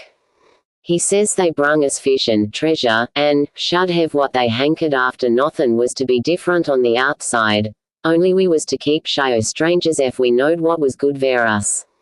We all had to take the oath o' Dagon, and later on they was second and third oaths that some o' us took. Them as would help special, would get special rewards. Golden, sec. No use balkin, ver they was millions of down thar. They'd rather not start rissenin', wipin' out humankind, but if they was gave away and, for, yield up enough sacrifices and, savage knick-knacks and, harborage in the town when they wanted it, and, they'd let well enough alone. Wouldn't bother no strangers as might bear tales outside, that is, without they got pryin'. All in the band of the faithful. Order 0 feet Dagon, and the children should never die, but go back to the mother Hydra and father Dagon what we all come from ONCT Cthulhu fan. Finglui Milganav Cthulhu Rie W Gar Nagel FHT Old Zadok was fast lapsing into stark raving, and I held my breath. Poor old soul, to what pitiful depths of hallucination had his liquor, plus his hatred of the decay, alienage, and disease around him, brought that fertile, imaginative brain. He began to moan now, and tears were coursing down his channeled checks into the depths of his beard. God, what I seen senked I was 15-year-old. Meeny tekel uparson, the folks as was missin', and them as killed theirselves. Them as told things in Arkham or Ipswich or sec places was all called crazy, like you're callin' me right now, but God, what I seen. They'd a killed me long ago ver, what I know, only I'd took the fustin', secon, oath so dargo often obbed, so was protected unless an adjuria, proved I told things knowin' and deliberate but I wouldn't take the third oath. I'd a died rather'n take that. It got worse around Civil War time, when children born senked, 46 begun to grow up, some, that is. I was afeard, never did no pryin' arter that awful night, and never see one o' them, close to in all my life. That is, never no full-blooded one. I went to the war, and, if I'd a had any guts or sense I'd a never come back, but settled away from here. But folks wrote me things warn't so bad. That, I suppose, was because government draft men was in town arter 63. Arter the war it was just as bad again. People begun to fall off, mills and shops shay down, shippin' stopped and the harbour choked up, railroad give up, but they never stopped swimmin' in and out o' the river from that cursed reef o' Satan. And more attic winders got boarded up, and more noises was heard in houses as warn't s'posed to hev nobody in. Folks outside have their stories about us. S'pose you've heard a plenty on, seein' what questions ye asked. Stories about things they've seed now and then, and about that queer jewelry as still comes in from some afars and ain't quite all melted up, but nothin' never gets definite. Nobody'll believe nothin'. They call them gold-like things pirate loot, and allow the INNSMOUTH folks has furrin blood or is distempered or somethin'. Beside, them that lives here shoo off as many strangers as they kin, and encourage the rest not to get very cur'ous, specially round night time. Beasts balk at the critters. Hosses wuss'n mules, but when they got autos that was all right. In 46 Capanob took a second wife that nobody in the town never see. Some says he didn't want to, but was made to by them as he'd called in, had 3 children by her. 2 as disappeared young, but 1 gallant as looked like anybody else and was educated in Europe. Ob finally got her married off by a trick to an Arkham fella as didn't suspect nothin'. But nobody outside'll have nothin' to do with INNSMOUTH folks now. Barnabas Marsh that runs the refinery now is Abed's grandson by his first wife, son of Onesiphorus, his eldest son, but his mother was another o' them as warn't never seen outdoors. Right now Barnabas is about changed. Can't shay his eyes no more, and is all out o' shape. They say he still wears clothes, but he'll take to the water soon. Meb he's tried it already. They do sometimes go about in public ver nigh on 10 year. Don't know how his poor wife kin feel. She come from Ipswich, and they nigh lynched Barnabas when he courted her 50-odd year ago.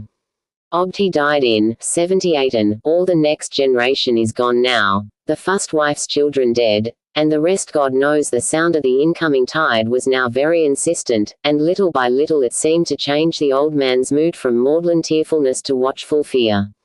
He would pause now and then to renew those nervous glances over his shoulder or out toward the reef, and despite the wild absurdity of his tale, I could not help beginning to share his apprehensiveness. Zadok now grew shriller, seemed to be trying to whip up his courage with louder speech.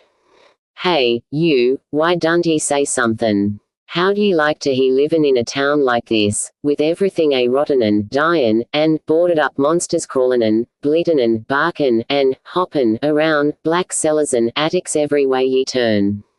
Hey, how'd ye like to hear the howlin' night arter night from the churches order 0 feet Dagon Hall, know what's doin' part o' the howlin'?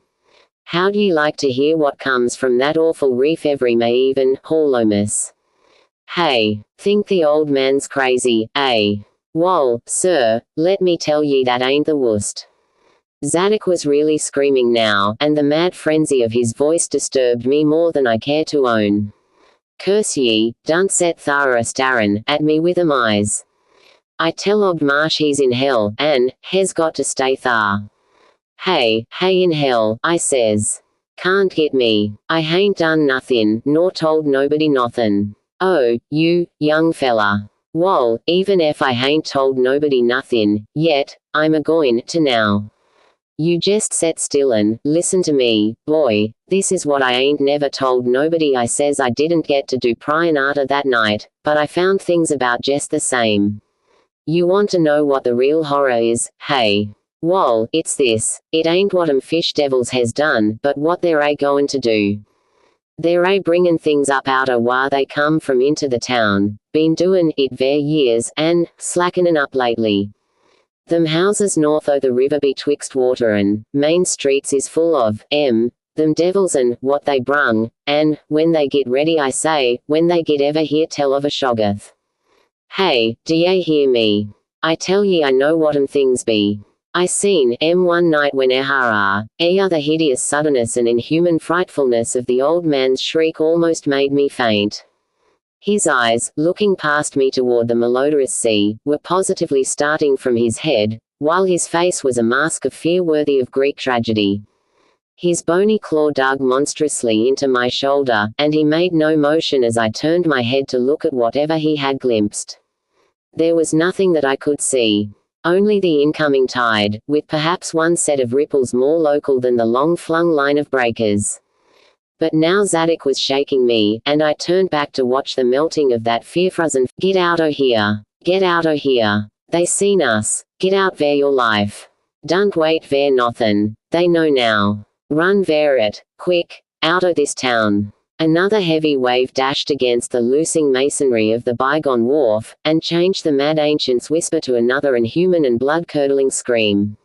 "Ee-yah! Yheaaaaaa!" Before I could recover my scattered wits, he had relaxed his clutch on my shoulder and dashed wildly inland toward the street, reeling northward around the ruined warehouse wall. I glanced back at the sea, but there was nothing there. And when I reached Water Street and looked along it toward the north, there was. Chapter 4. I can hardly describe the mood in which I was left by this harrowing episode, an episode at once mad and pitiful, grotesque and terrifying.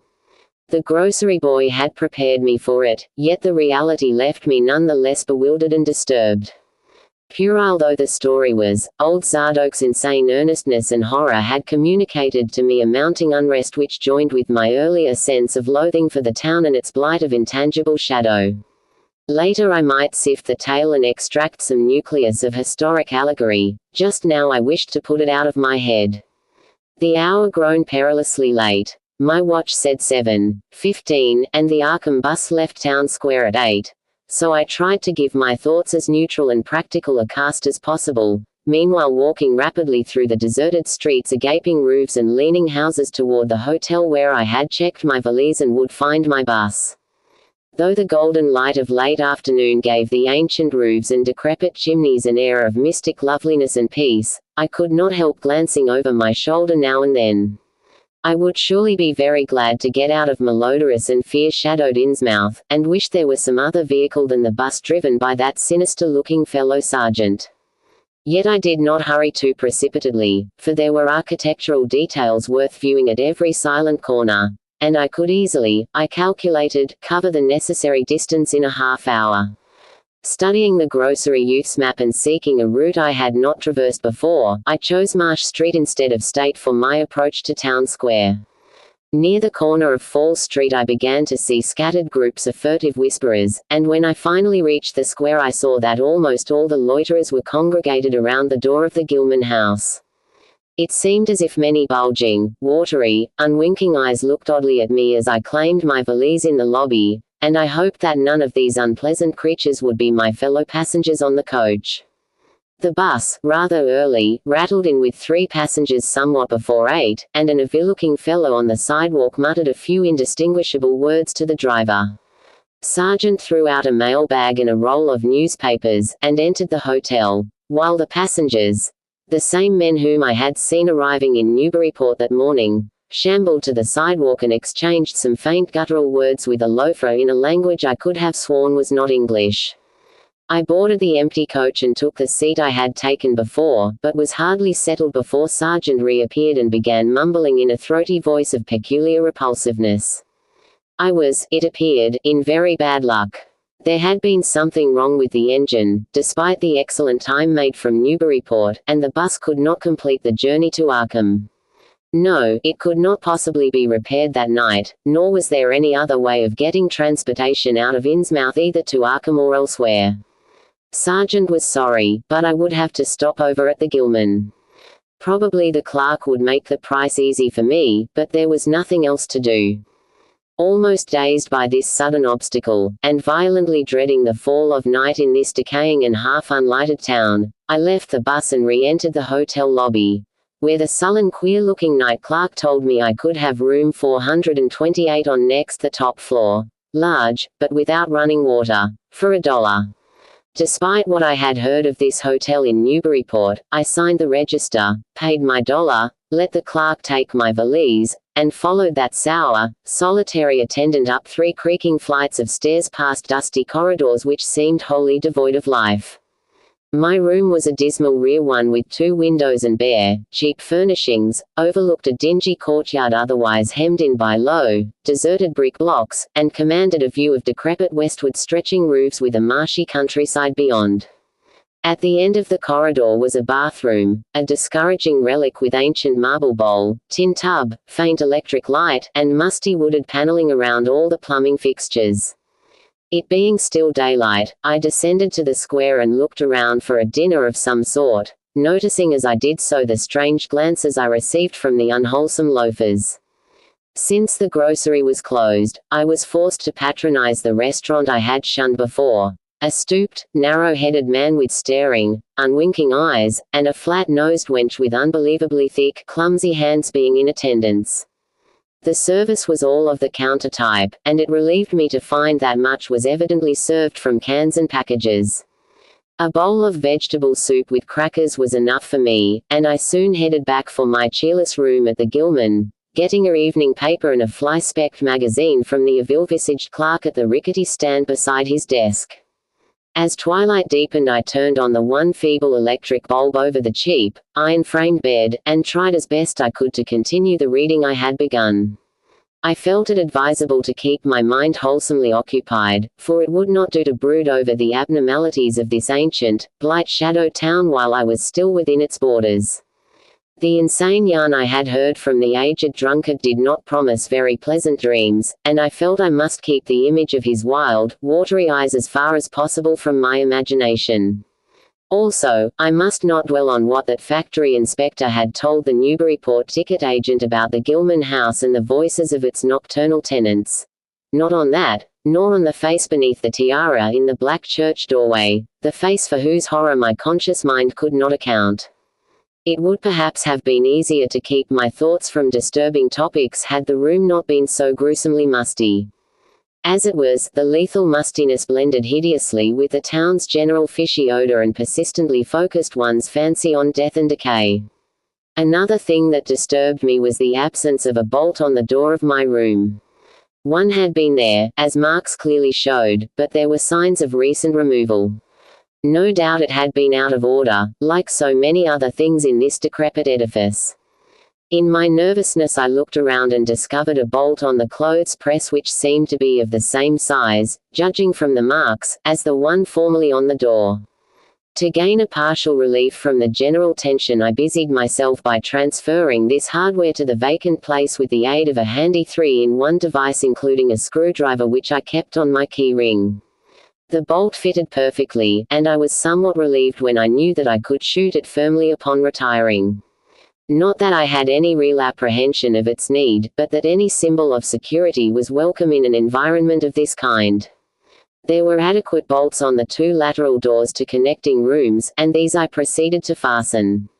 I did not undress, but decided to read till I was sleepy and then lie down with only my coat, collar, and shoes off. Taking a pocket flashlight from my valise, I placed it in my trousers, so that I could read my watch if I woke up later in the dark.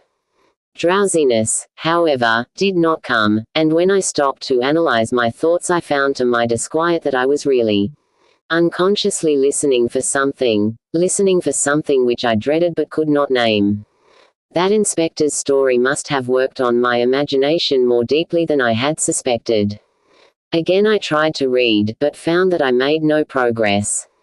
After a time I seemed to hear the stairs and corridors creak at intervals as if with footsteps, and wondered if the other rooms were beginning to fill up.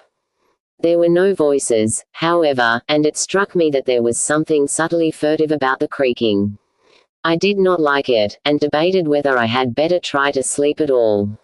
This town had some queer people, and there had undoubtedly been several disappearances. Was this one of those inns where travelers were slain for their money? Surely I had no look of excessive prosperity. Or were the townsfolk really so resentful about curious visitors?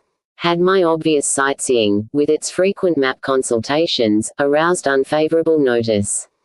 It occurred to me that I must be in a highly nervous state to let a few random creakings set me off speculating in this fashion, but I regretted none the less that I was unarmed. At length, feeling a fatigue which had nothing of drowsiness in it, I bolted the newly outfitted hall door, turned off the light, and threw myself down on the hard, uneven bed, coat, collar, shoes, and all. In the darkness every faint noise of the night seemed magnified, and a flood of doubly unpleasant thoughts swept over me. I was sorry I had put out the light, yet was too tired to rise and turn it on again.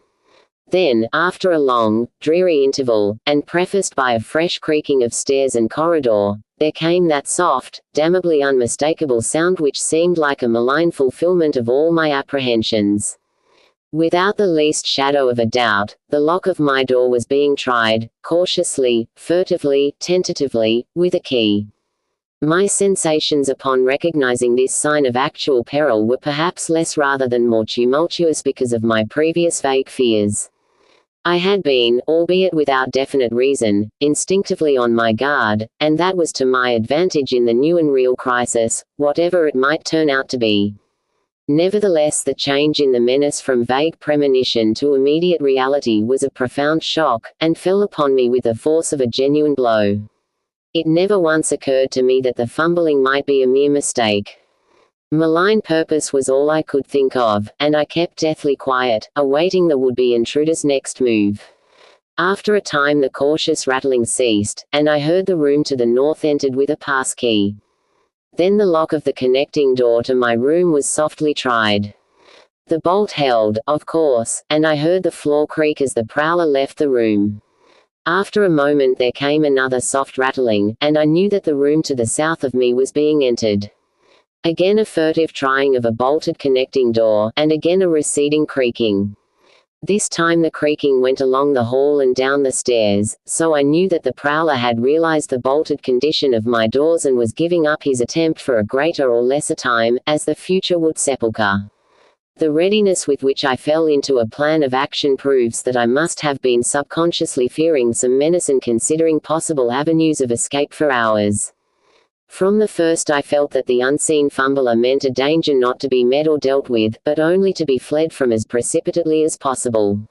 The one thing to do was to get out of that hotel alive as quickly as I could, and through some channel other than the front stairs and lobby.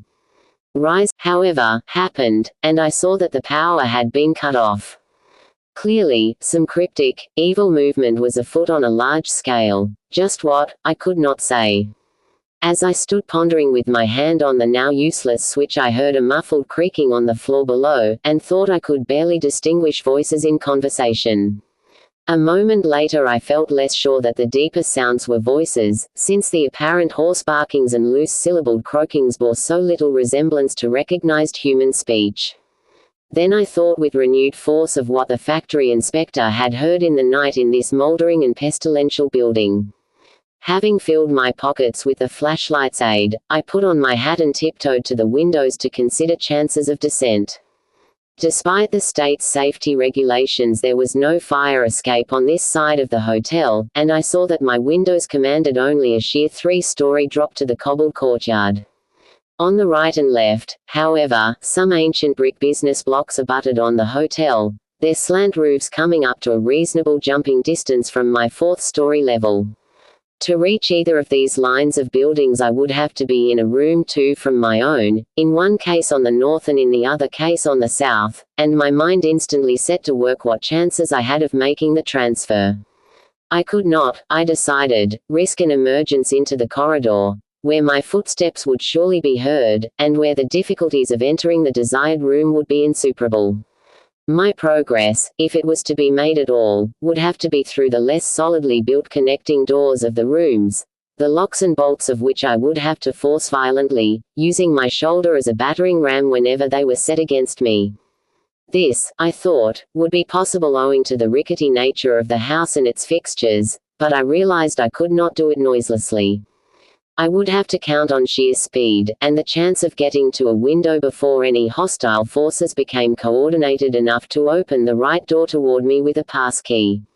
My own outer door I reinforced by pushing the bureau against it, little by little, in order to make a minimum of sound.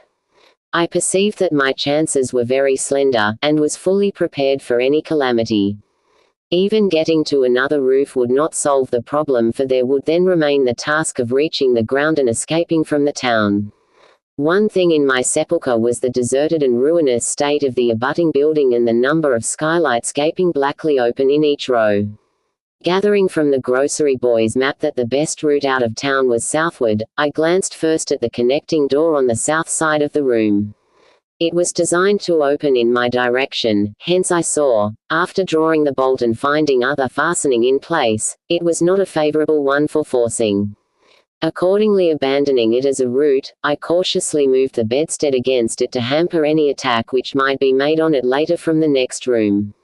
The door on the north was hung to open away from me, and this, though a test proved it to be locked or bolted from the other side, I knew must be my route.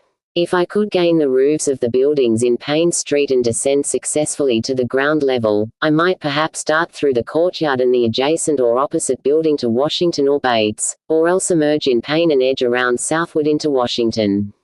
In any case, I would aim to strike Washington somehow and get quickly out of the town's river gorge clove the panorama, abandoned factories and railway station clinging barnacle-like to its sides. Beyond it the rusted railway and the rolly road led off through a flat marshy terrain dotted with islets of higher and drier scrub-grown land. On the left the creek-threaded countryside was nearer, the narrow road to Ipswich gleaming white in the moonlight. I could not see from my side of the hotel the southward route toward Arkham which I had determined to take. I was irresolutely speculating on when I had better attack the northward door, and on how I could least audibly manage it, when I noticed that the vague noises underfoot had given place to a fresh and heavier creaking of the stairs. A wavering flicker of light showed through my transom, and the boards of the corridor began to groan with a ponderous load.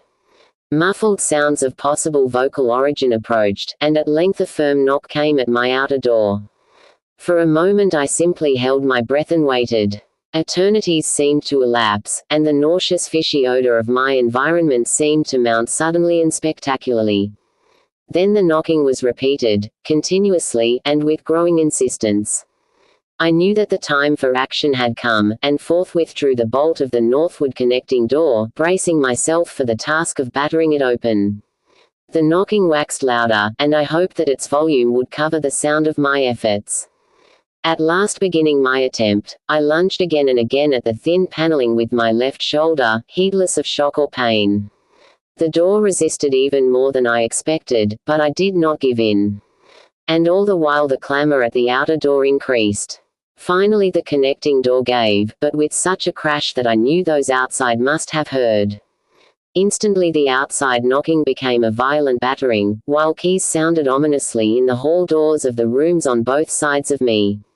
Rushing through the newly opened connection, I succeeded in bolting the northerly hall door before the lock could be turned, but even as I did so I heard the hall door of the third room, the one from whose window I had hoped to reach the roof below, being tried with a pass key.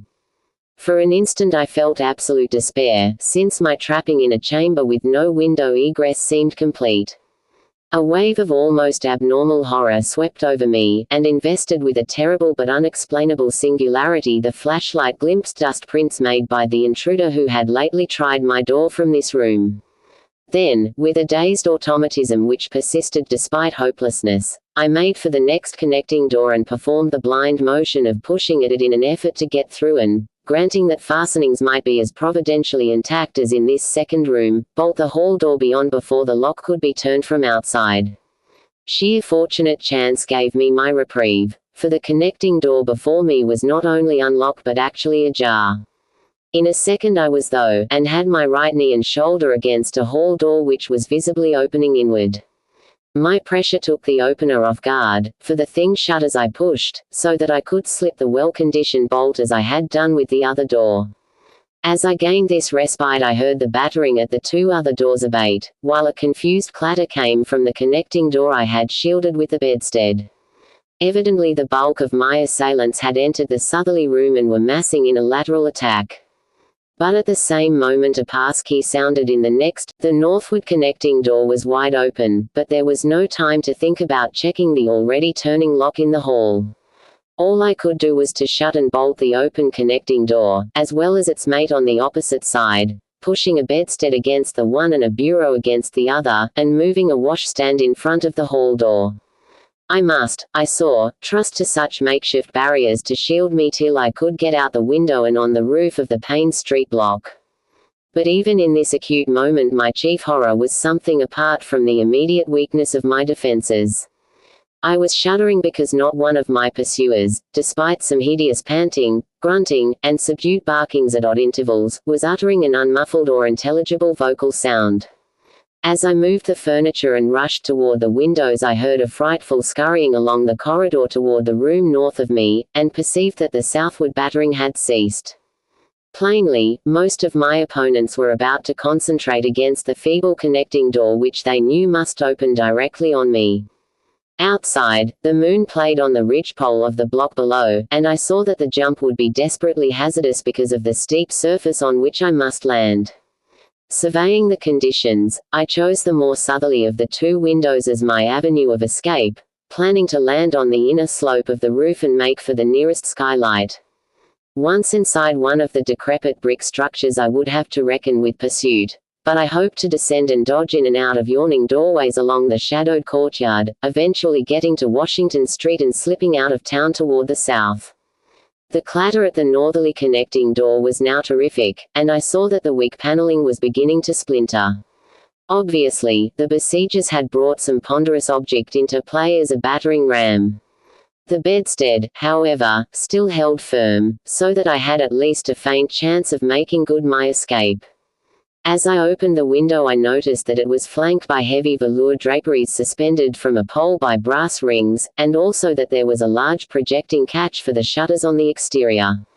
Seeing a possible means of avoiding the dangerous jump, I yanked at the hangings and brought them down, pole and all, then quickly hooking two of the rings in the shutter catch and flinging the drapery outside. The heavy folds reached fully to the abutting roof, and I saw that the rings and catch would be likely to bear my weight. So, climbing out of the window and down the improvised rope ladder, I left behind me forever the morbid and horror-infested fabric of the Gilman house. I landed safely on the loose slates of the steep roof, and succeeded in gaining the gaping black skylight without a slip. Glancing up at the window I had left, I observed it was still dark, though far across the crumbling chimneys to the north I could see lights ominously blazing in the order of Dagon Hall, the Baptist Church, and the Congregational Church which I recalled so shiveringly.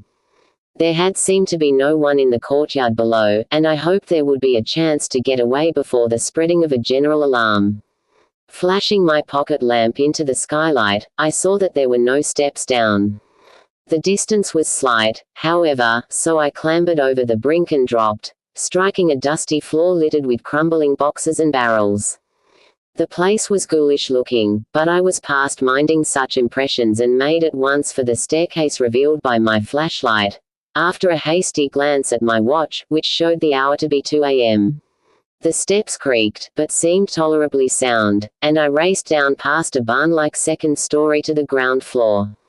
The desolation was complete, and only echoes answered my footfalls. At length I reached the lower hall at the end of which character limit is exceeded. Luminous rectangle marking the ruined Payne Street doorway. Heading the other way, I found the back door also open, and darted out and down 5 stone steps to the grass-grown cobblestones of the courtyard. The moonbeams did not reach down here, but I could just see my way about without using the flashlight. Some of the windows on the Gilman House side were faintly glowing, and I thought I heard confused sounds within. Walking softly over to the Washington Street side I perceived several open doorways, and chose the nearest as my route out. The hallway inside was black, and when I reached the opposite end I saw that the street door was wedged immovably shut. Resolved to try another building, I groped my way back toward the courtyard, but stopped short when close to the doorway. For out of an open door in the Gilman house a large crowd of doubtful shapes was pouring, lanterns bobbing in the darkness, and horrible croaking voices exchanging low cries in what was certainly not English. The figures moved uncertainly, and I realized to my relief that they did not know where I had gone, but for all that they sent a shiver of horror through my frame. Their features were indistinguishable, but their crouching, shambling gait was abominably repellent. And worst of all, I perceived that one figure was strangely robed, and unmistakably surmounted by a tall tiara of a design altogether too familiar. As the figures spread throughout the courtyard, I felt my fears increase. Suppose I could find no egress from this building on the street side. The fishy odor was detestable, and I wondered I could stand it without fainting. Again groping toward the street, I opened a door off the hall and came upon an empty room with closely shuttered but sashless windows. Fumbling in the rays of my flashlight, I found I could open the shutters, and in another moment had climbed outside and was fully closing the aperture in its original manner. I was now in Washington Street, and for the moment saw no living thing nor any light save that of the moon. From several directions in the distance, however, I could hear the sound of hoarse voices, of footsteps, and of a curious kind of pattering which did not sound quite like footsteps. Plainly I had no time to lose. The points of the compass were clear to me, and I was glad that all the street lights were turned off, as is often the custom on strongly moonlit nights in prosperous rural regions. Some of the sounds came from the south, yet I retained my design of escaping in that direction. There would, I knew, be plenty of deserted doorways to shelter me in case I met any person or group who looked like pursuers. I walked rapidly, softly, and close to the ruined houses. While hatless and disheveled after my arduous climb, I did not look especially noticeable, and stood a good chance of passing unheeded if forced to encounter any casual wayfarer. At Bates Street I drew into a yawning vestibule while 2 shambling figures crossed in front of me, but was soon on my way again and approaching the open space where Elliott Street obliquely crosses Washington at the intersection of South. Though I had never seen this space, it had looked dangerous to me on the grocery youth's map, since the moonlight would have free play there. There was no use trying to evade it, for any alternative course would involve detours of possibly disastrous visibility and delaying effect. The only thing to do was to cross it boldly and openly, imitating the typical shamble of the INNSMOUTH folk as best I could, and trusting that no one, or at least no pursuer of mine, would be there. Just how fully the pursuit was organized, and indeed, just what its purpose might be, I could form no idea. There seemed to be news of my escape from the Gilman had not yet spread. I would, of course, soon have to shift from Washington to some other southward street, for that party from the hotel would doubtless be after me. I must have left dust prints in that last old building, revealing how I had gained the street. The open space was, as I had expected, strongly moonlit, and I saw the remains of a park-like, iron-railed green in its center. Fortunately no one was about, though a curious sort of buzz or roar seemed to be increasing in the direction of Town Square. South Street was very wide, leading directly down a slight declivity to the waterfront and commanding a long view out to sea, and I hoped that no one would be glancing up it from afar as I crossed in the bright moonlight. My progress was unimpeded, and no fresh sound arose to hint that I had been spied. Glancing about me, I involuntarily let my pace slacken for a second to take in the sight of the sea, gorgeous in the burning moonlight at the street's end. Far out beyond the breakwater was the dim, dark line of Devil Reef, and as I glimpsed it I could not help thinking of all the hideous legends I had heard in the last 24 hours. Legends which portrayed this ragged rock as a veritable gateway to realms of unfathomed horror and inconceivable abnormality. Then, without warning, I saw the intermittent flashes of light on the distant reef. They were definite and unmistakable, and awaked in my mind a blind horror beyond all rational proportion. My muscles tightened for panic flight, held in only by a certain unconscious caution and half-hypnotic fascination. And to make matters worse, there now flashed forth from the lofty cupola of the Gilman House, which loomed up to the northeast behind me, a series of analogous though differently spaced gleams which could be nothing less than an answering signal. Controlling my muscles, and realizing afresh how plainly visible I was, I resumed my brisker and faintly shambling pace, though keeping my eyes on that hellish and ominous reef as long as the opening of South Street gave me a seaward view. What the whole proceeding meant, I could not imagine, unless it involved some strange rite connected with Devil Reef, or unless some party had landed from a ship on that sinister rock. I now bent to the left around the ruinous green, still gazing toward the ocean as it blazed in the spectral summer moonlight, and watching the cryptical flashing of those nameless, unexplainable beacons. It was then that the most horrible impression of all was borne in upon me, the impression which destroyed my last vestige of self-control and sent me running frantically southward past the yawning black doorways and fishily staring windows of that deserted nightmare street. For at a closer glance I saw that the moonlit waters between the reef and the shore were far from empty. They were alive with a teeming horde of shapes swimming inward toward the town, and even at my vast distance and in my single moment of perception I could tell that the bobbing heads and flailing arms were alien and aberrant in a way scarcely to be expressed or consciously formulated. My frantic running ceased before I had covered a block, for at my left I began to hear something like the hue and cry of organized pursuit. There were footsteps and guttural sounds, and a rattling motor wheezed south along Federal Street, reflecting how lucky I was to have left the moonlit open space before these pursuers came down the parallel street. A second reflection was less comforting. Since the pursuit was down another street, it was plain that the party was not following me directly. It had not seen me, but was simply obeying a general plan of cutting off my escape. This, however, implied that all roads leading out of INNSMOUTH were similarly patrolled, for the people could not have known what route I intended to take. If this were so, I would have to make my retreat across country away from any road, but how could I do that in view of the marshy and creek-riddled nature of all the surrounding region? For a moment my brain reeled, both from sheer hopelessness and from a rapid increase in the omnipresent fishy odor. Then I thought of the abandoned railway to Rowley, whose solid line of ballasted, weed-grown earth still stretched off to the northwest from the crumbling station on the edge at the river gorge. There was just a chance that the townsfolk would not think of that, since its briar-choked desertion made it half impassable, and the unlikeliest of all avenues for a fugitive to choose. I had seen it clearly from my hotel window and knew about how it lay. Most of its earlier length was uncomfortably visible from the Rowley Road, and from high places in the town itself, but one could perhaps crawl inconspicuously through the undergrowth. At any rate, it would form my only chance of deliverance, and there was nothing to do but try it. Drawing inside the hall of my deserted shelter, I once more consulted the grocery boy's map with the aid of the flashlight. The immediate problem was how to reach the ancient railway, and I now saw that the safest course was ahead to Babson Street, then west to Lafayette, there edging around but not crossing an open space homologous to the one I had traversed, and subsequently back northward and westward in a zigzagging line through Lafayette, Bates, Adam, and Bank Streets, the latter skirting the river gorge, to the abandoned and dilapidated station I had seen from my window.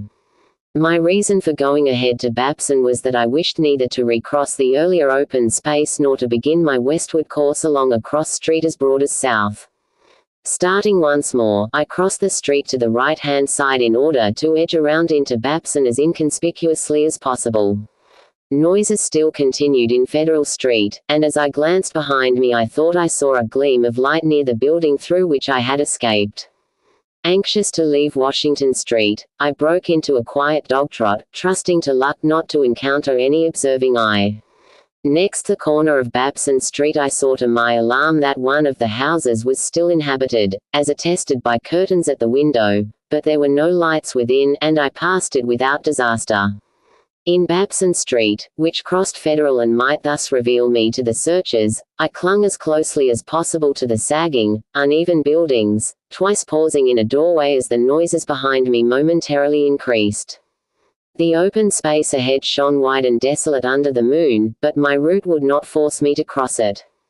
During my second pause I began to detect a fresh distribution of vague sounds, and upon looking cautiously out from cover beheld a motor car darting across the open space, bound outward along Elliott Street, which there intersects both Babson and Lafayette.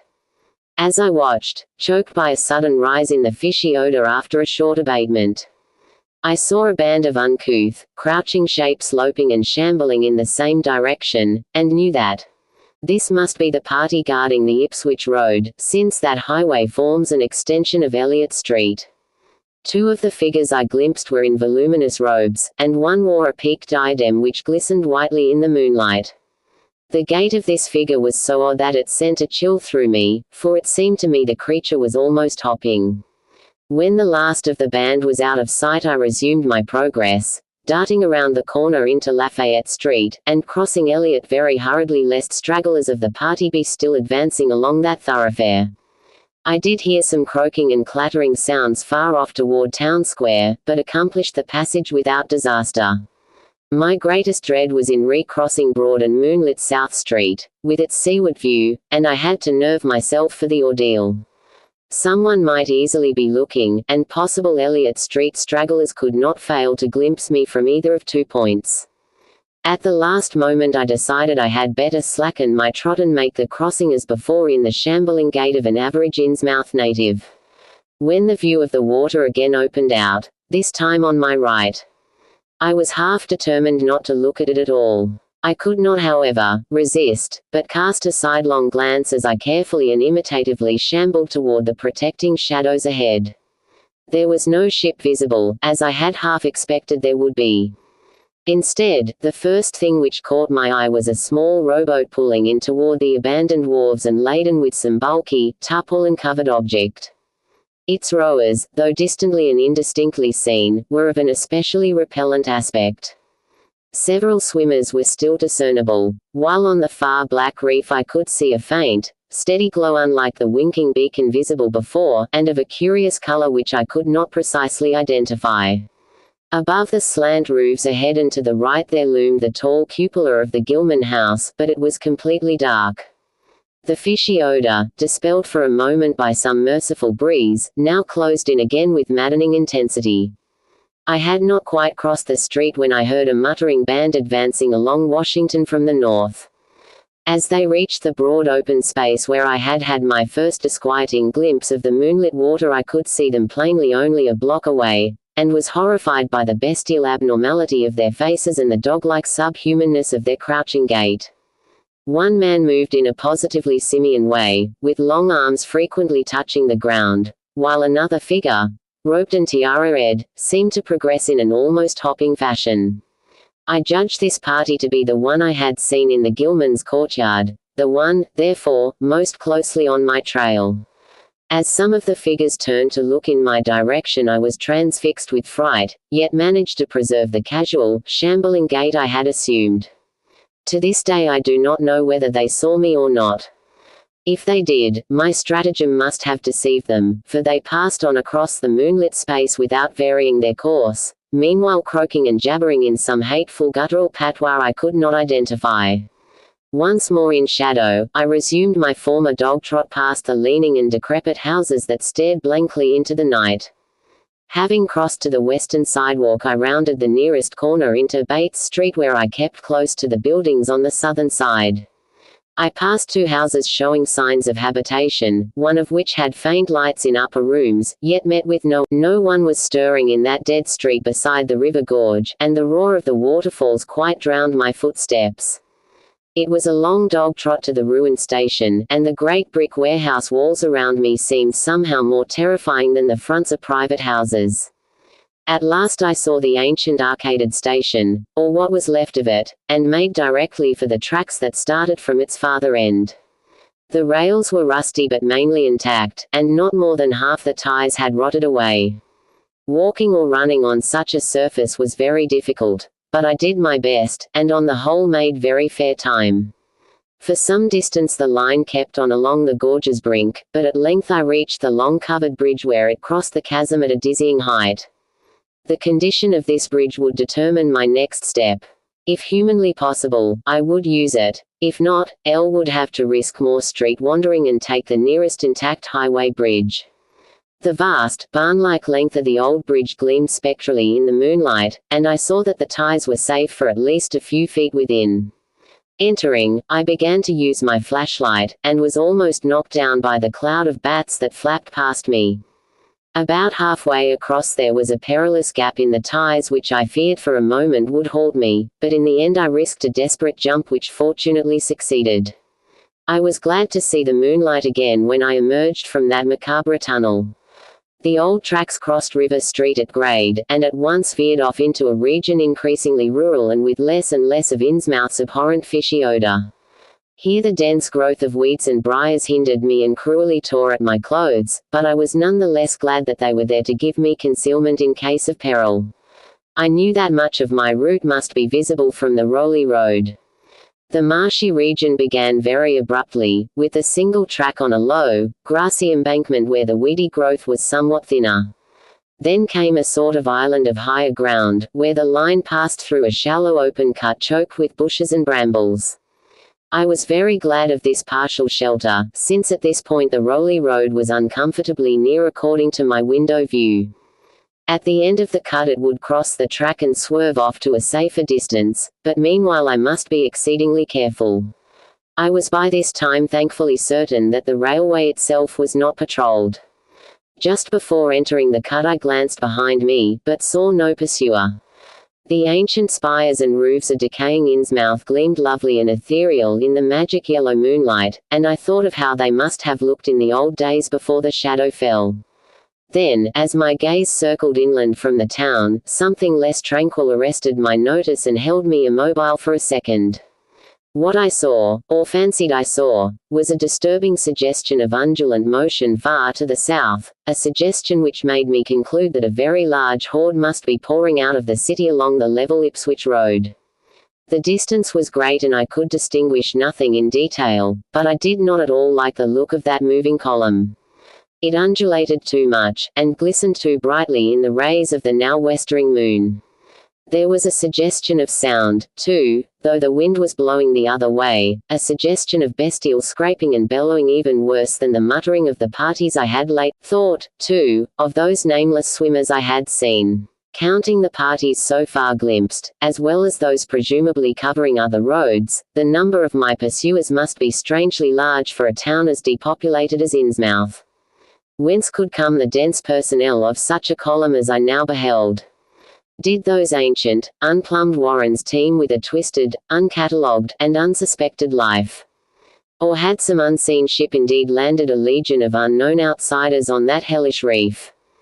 Who were they? Why were they here? And if such a column of them was scouring the Ipswich Road, would the patrols on the other roads be likewise augmented? I had entered the brush-grown cut and was struggling along at a very slow pace when that damnable fishy odor again waxed dominant. Had the wind suddenly changed eastward, so that it blew in from the sea and over the town? It must have, I concluded, since I now began to hear shocking guttural murmurs from that hitherto silent direction. There was another sound, too, a kind of wholesale, colossal flopping or pattering which somehow called up images of the most detestable sort. It made me think illogically of that unpleasantly undulating column on the far-off Ipswich road.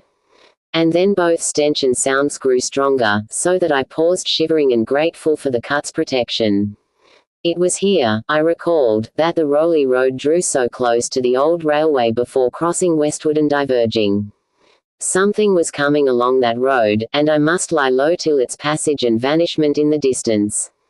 Thank heaven these creatures employed no dogs for tracking, though perhaps that would have been impossible amidst the omnipresent regional odor. Crouched in the bushes of that sandy cleft I felt reasonably safe, even though I knew the searchers would have to cross the track in front of me not much more than 100 yards away. I would be able to see them, but they could not, except by a malign miracle, see me. All at once I began dreading to look at them as they passed. I saw the close moonlit space where they would surge by, and had curious thoughts about the irredeemable pollution of that space. They would perhaps be the worst of all INNSMOUTH types, something one would not care to remember. The stench waxed overpowering, and the noises swelled to a bestial babel of croaking, baying and barking without the least suggestion of human speech. Were these indeed the voices of my pursuers? Did they have dogs after all? So far I had seen none of the lower animals in INNSMOUTH. That flopping or pattering was monstrous. I could not look upon the degenerate creatures responsible for it. I would keep my eyes shut till the sound receded toward the west. The horde was very close now, airfoul with their hoarse snarlings, and the ground almost shaking with their alien-rhythmed footfalls. My breath nearly ceased to come, and I put every ounce of will-power into the task of holding my eyelids down. I am not even yet willing to say whether what followed was a hideous actuality or only a nightmare hallucination. The later action of the government, after my frantic appeals, would tend to confirm it as a monstrous truth. But could not an hallucination have been repeated under the quasi-hypnotic spell of that ancient, haunted, and shadowed town?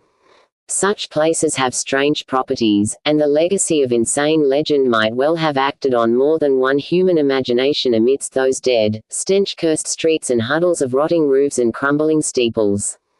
Is it not possible that the germ of an actual contagious madness lurks in the depths of that shadow over INNSMOUTH? Who can be sure of reality after hearing things like the tale of old Zadok Allen? The government men never found poor Zadok, and have no conjectures to make as to what became of him. Where does madness leave off and reality begin? Is it possible that even my latest fear is sheer delusion? But I must try to tell what I thought I saw that night under the mocking yellow moon, saw surging and hopping down the Rowley Road in plain sight in front of me as I crouched among the wild brambles of that desolate railway cut. Of course my resolution to keep my eyes shut had failed.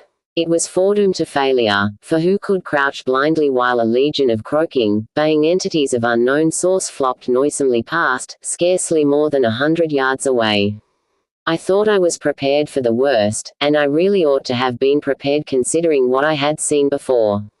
My other pursuers had been accursedly abnormal, so should I not have been ready to face a strengthening of the abnormal element, to look upon forms in which there was no mixture of the normal at all? I did not open my eyes until the raucous clamor came loudly from a point obviously straight ahead.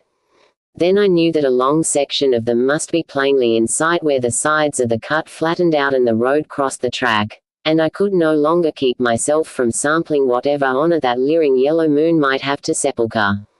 It was the end, for whatever remains to me of life on the surface of this earth, of every vestige of mental peace and confidence in the integrity of nature and of the human mind. Nothing that I could have imagined, nothing, even, that I could have gathered had I credited old Zadok's crazy tale in the most literal way, would be in any way comparable to the demoniac, blasphemous reality that I saw, or believe I saw. I have tried to hint what it was in order to postpone the horror of writing it down baldly. Can it be possible that this planet has actually spawned such things? that human eyes have truly seen, as objective flesh, what man has hitherto known only in febrile fantasy and tenuous legend. And yet I saw them in a limitless stream, flopping, hopping, croaking, bleating, urging inhumanely through the spectral moonlight in a grotesque, malignant saraband of fantastic nightmare. And some of them had tall tiaras of that nameless whitish gold metal, and some were strangely robed, and one, who led the way, was clad in a ghoulishly humped black coat and striped trousers, and had a man's felt hat perched on the shapeless thing that answered for a head. I think their predominant color was a grayish-green, though they had white bellies. They were mostly shiny and slippery, but the ridges of their backs were scaly. Their forms vaguely suggested the anthropoid, while their heads were the heads of fish, with prodigious bulging eyes that never closed. At the sides of their necks were palpitating gills, and their long paws were webbed. They hopped irregularly, sometimes on 2 legs and sometimes on 4. I was somehow glad that they had no more than 4 limbs. Their croaking, baying voices, clearly wed-tar articulate speech, held all the dark shades of expression which their staring faces lacked. But for all of their monstrousness they were not unfamiliar to me. I knew too well what they must be, for was not the memory of the evil tiara at Newburyport still fresh? Knew also of what that humped, tiara-ed priest in the black church basement had fearsomely reminded me. Their number was past guessing. It seemed to me that there were limitless swarms of them, and certainly my momentary glimpse could have shown only the least fraction. In another instant everything was blotted out by a merciful fit of fainting, the first I had ever had. Chapter 5. It was a gentle daylight rain that awaked me from my stupor in the brush-ground railway cart, and when I staggered out to the roadway ahead I saw no trace of any prints in the fresh mud. The fishy odor, too, was gone. INNSMOUTH's ruined roofs and toppling steeples loomed up greyly toward the southeast, but not a living creature did I spy in all the desolate salt marshes around. My watch was still going, and told me that the hour was past noon. The reality of what I had been through was highly uncertain in my mind, but I felt that something hideous lay in the background. I must get away from evil-shadowed INNSMOUTH, and accordingly I began to test my cramped, wearied powers of locomotion. Despite weakness, hunger, horror, and bewilderment, I found myself after a time able to walk, so started slowly along the muddy road to Rowley. Before evening I was in village, getting a meal and providing myself with presentable cloths. I caught the night train to Arkham, and the next day talked long and earnestly with government officials there, a process I later repeated in Boston. With the main result of these colloquies the public is now familiar, and I wish, for normality's sake, there were nothing more to tell. Perhaps it is madness that is overtaking me, yet perhaps a greater horror, or a greater marvel, is reaching out. As may well be imagined, I gave up most of the foreplanned features of the rest of my tour, the scenic, architectural, and antiquarian diversions on which I had counted so heavily. Nor did I dare look for that piece of strange jewelry said to be in the Miskatonic University Museum. I did, however, improve my stay in Arkham by collecting some genealogical notes I had long wished to possess. Very rough and hasty data, it is true, but capable of good use later. Know when I might have time to collate and codify them. The curator of the Historical Society there, Mr. B. Lapham Peabody, was very courteous about assisting me, and expressed unusual interest when I told him I was a grandson of Eliza Orne of Arkham, who was born in 1867 and had married James Williamson of Ohio at the age of 17. It seemed that a material uncle of mine had been there many years before on a quest much like my own, and that my grandmother's family was a topic of some local curiosity. There had, Mr. Peabody said, been considerable discussion about the marriage of her father, Benjamin Orne, just after the Civil War, since the ancestry of the bride was peculiarly puzzling. That bride was understood to have been an orphaned Marsh of New Hampshire, a cousin of the Essex County Marshes, but her education had been in France and she knew very little of her family. A guardian had deposited funds in a Boston bank to maintain her and her French governess, but that guardian's name was unfamiliar to Arkham people, and in time he dropped out of sight, so that the governess assumed the role by court appointment. The Frenchwoman, now long dead, was very taciturn, and there were those who said she would have told more than she did. But the most baffling thing was the inability of anyone to place the recorded parents of the young woman. Enoch and Lydia Mezov Marsh, among the known families of New Hampshire. Possibly, many suggested, she was the natural daughter of some Marsh of prominence. She certainly had the true Marsh eyes. Most of the puzzling was done after her early death, which took place at the birth of my grandmother, her only child. Having formed some disagreeable impressions connected with the name of Marsh, I did not welcome the news that it belonged on my own ancestral tree, nor was I pleased by Mr. Peabody's suggestion that I had the true Marsh eyes myself. However, I was grateful for "new would prove valuable," and took copious notes and lists of book references regarding the well-documented Orne family. I went directly home to Toledo from Boston, and later spent a month at Maumee recuperating from my ordeal. In September I entered Oberlin for my final year, and from then till the next June was busy with studies and other wholesome activities, reminded of the bygone terror only by occasional official visits from government men in connection with the campaign which my pleas and evidence had started. Around the middle of July, just a year after the INNSMOUTH experience, I spent a week with my late mother's family in Cleveland, checking some of my new genealogical data with the various notes, traditions, and bits of heirloom material in existence there, and seeing what kind of a connected chart I could construct. I did not exactly relish this task, for the atmosphere of the Williamson home had always depressed me. There was a strain of morbidity there, and my mother had never encouraged my visiting her parents as a child, although she always welcomed her father when he came to Toledo. My Arkham-born grandmother had seemed strange and almost terrifying to me, and I do not think I grieved when she disappeared. I was 8 years old then, and it was said that she had wandered off in grief after the suicide of my Uncle Douglas, her eldest son. He had shot himself after a trip to New England. The same trip, no doubt, which had caused him to be recalled at the Arkham Historical Society. This uncle had resembled her, and I had never liked him either. Something about the staring, unwinking expression of both of them had given me a vague, unaccountable uneasiness. My mother and Uncle Walter had not looked like that.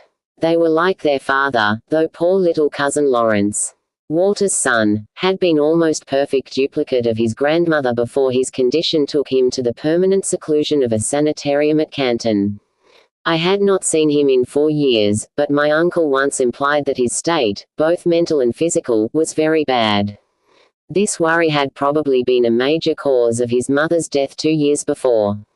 My grandfather and his widowed son Walter now comprised the Cleveland household, but the memory of older times hung thickly over it.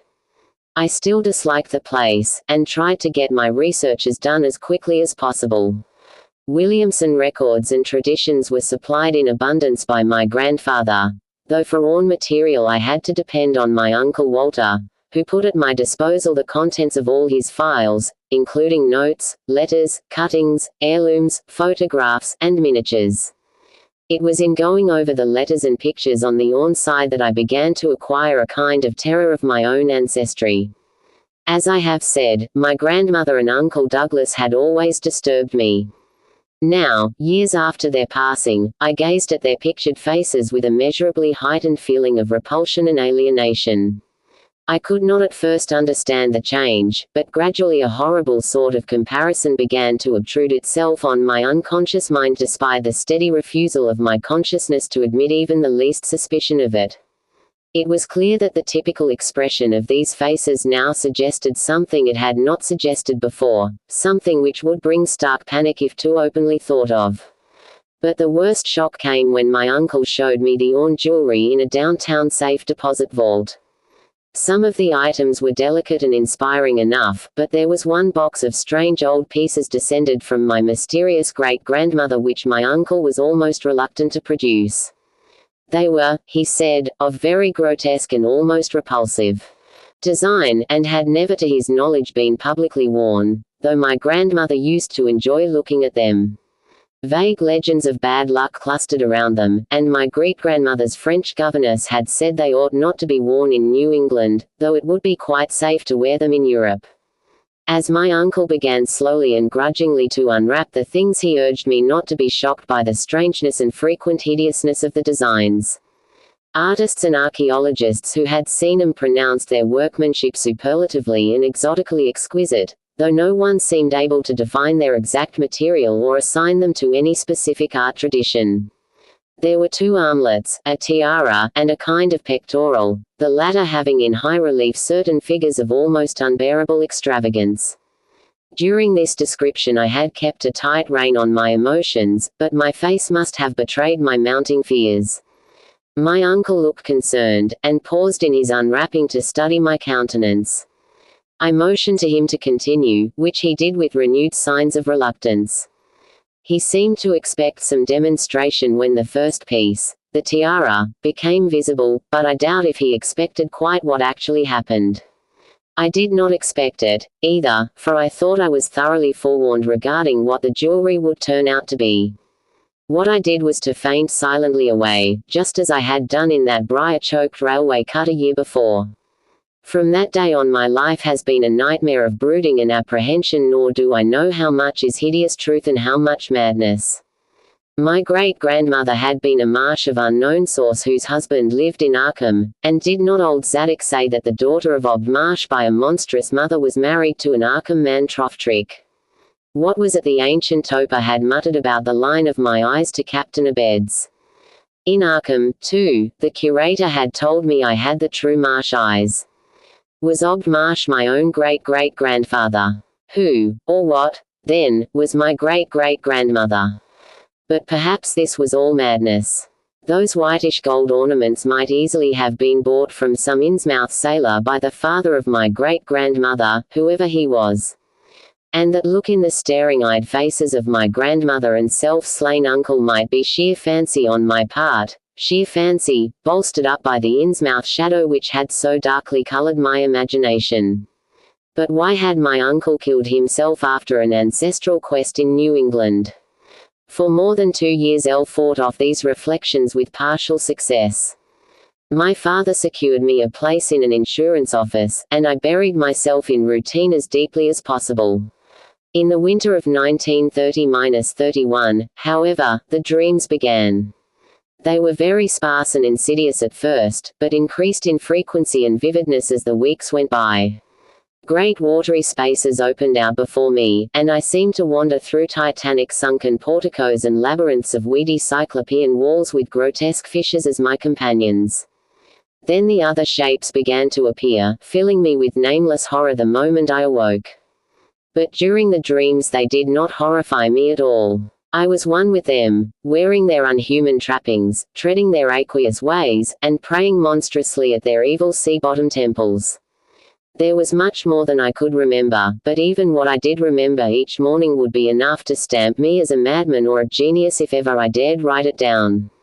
Some frightful influence, I felt, was seeking gradually to drag me out of the sane world of wholesome life into up my position and adopt the static, secluded life of an invalid.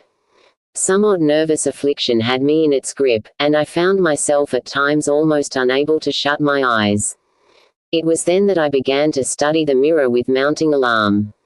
The slow ravages of disease are not pleasant to watch, but in my case there was something subtler and more puzzling in the background. My father seemed to notice it, too, for he began looking at me curiously and almost affrightedly. What was taking place in me? Could it be that I was coming to resemble my grandmother and Uncle Douglas? One night I had a frightful dream in which I met my grandmother under the sea. She lived in a phosphorescent palace of many terraces, with gardens of strange leprous corals and grotesque rachiate efflorescences, and welcomed me with a warmth that may have been sardonic. She had changed, as those who take to the water change, and told me she had never died. Instead, she had gone to a spot her dead son had learned about, and had leaped to a realm whose wonders, destined for him as well, he had spurned with a smoking pistol. This was to be my realm, too. I could not escape it. I would never die, but would live with those who had lived since before man ever walked the earth. I met also that which had been her grandmother. For 80,000 years Pathia Lee had lived in Johann Northley, and thither she had gone back after Obd Marsh was dead. Johann Northley was not destroyed when the Upper Earthmen shot death into the sea. It was hurt, but not destroyed. The Deep Ones could never be destroyed, even though the Paleogean magic of the Forgotten Old Ones might sometimes check them. For the present they would rest, but someday, if they remembered, they would rise again for the tribute Great Cthulhu craved. It would be a city greater than INNSMOUTH next time. They had planned to spread, and had brought up that which would help them, but now they must wait once more. For bringing the Upper Earthmen's death I must do a penance, but that would not be heavy. This was the dream in which I saw a Shoggoth for the first time, and the sight set me awake in a frenzy of screaming. That morning the mirror definitely told me I had acquired the INNSMOUTH look. So far I have not shot myself as my Uncle Douglas did. I bought an automatic and almost took the step, but certain dreams deterred me. The tense extremes of horror are lessening, and I feel queerly drawn toward the unknown sea deeps instead of fearing them. I hear and do strange things in sleep, and awake with a kind of exultation instead of terror. I do not believe I need to wait for the full change as most have waited. If I did, my father would probably shut me up in a sanitarium as my poor little cousin is shut up. Stupendous and unheard of splendors await me below, and I shall seek 'em soon. Ia real sihuiha flag ni idea. No, I shall not shoot myself. I cannot be made to shoot myself. I shall plan my cousin's escape from that Canton madhouse, and together we shall go to marvel-shadowed INNSMOUTH.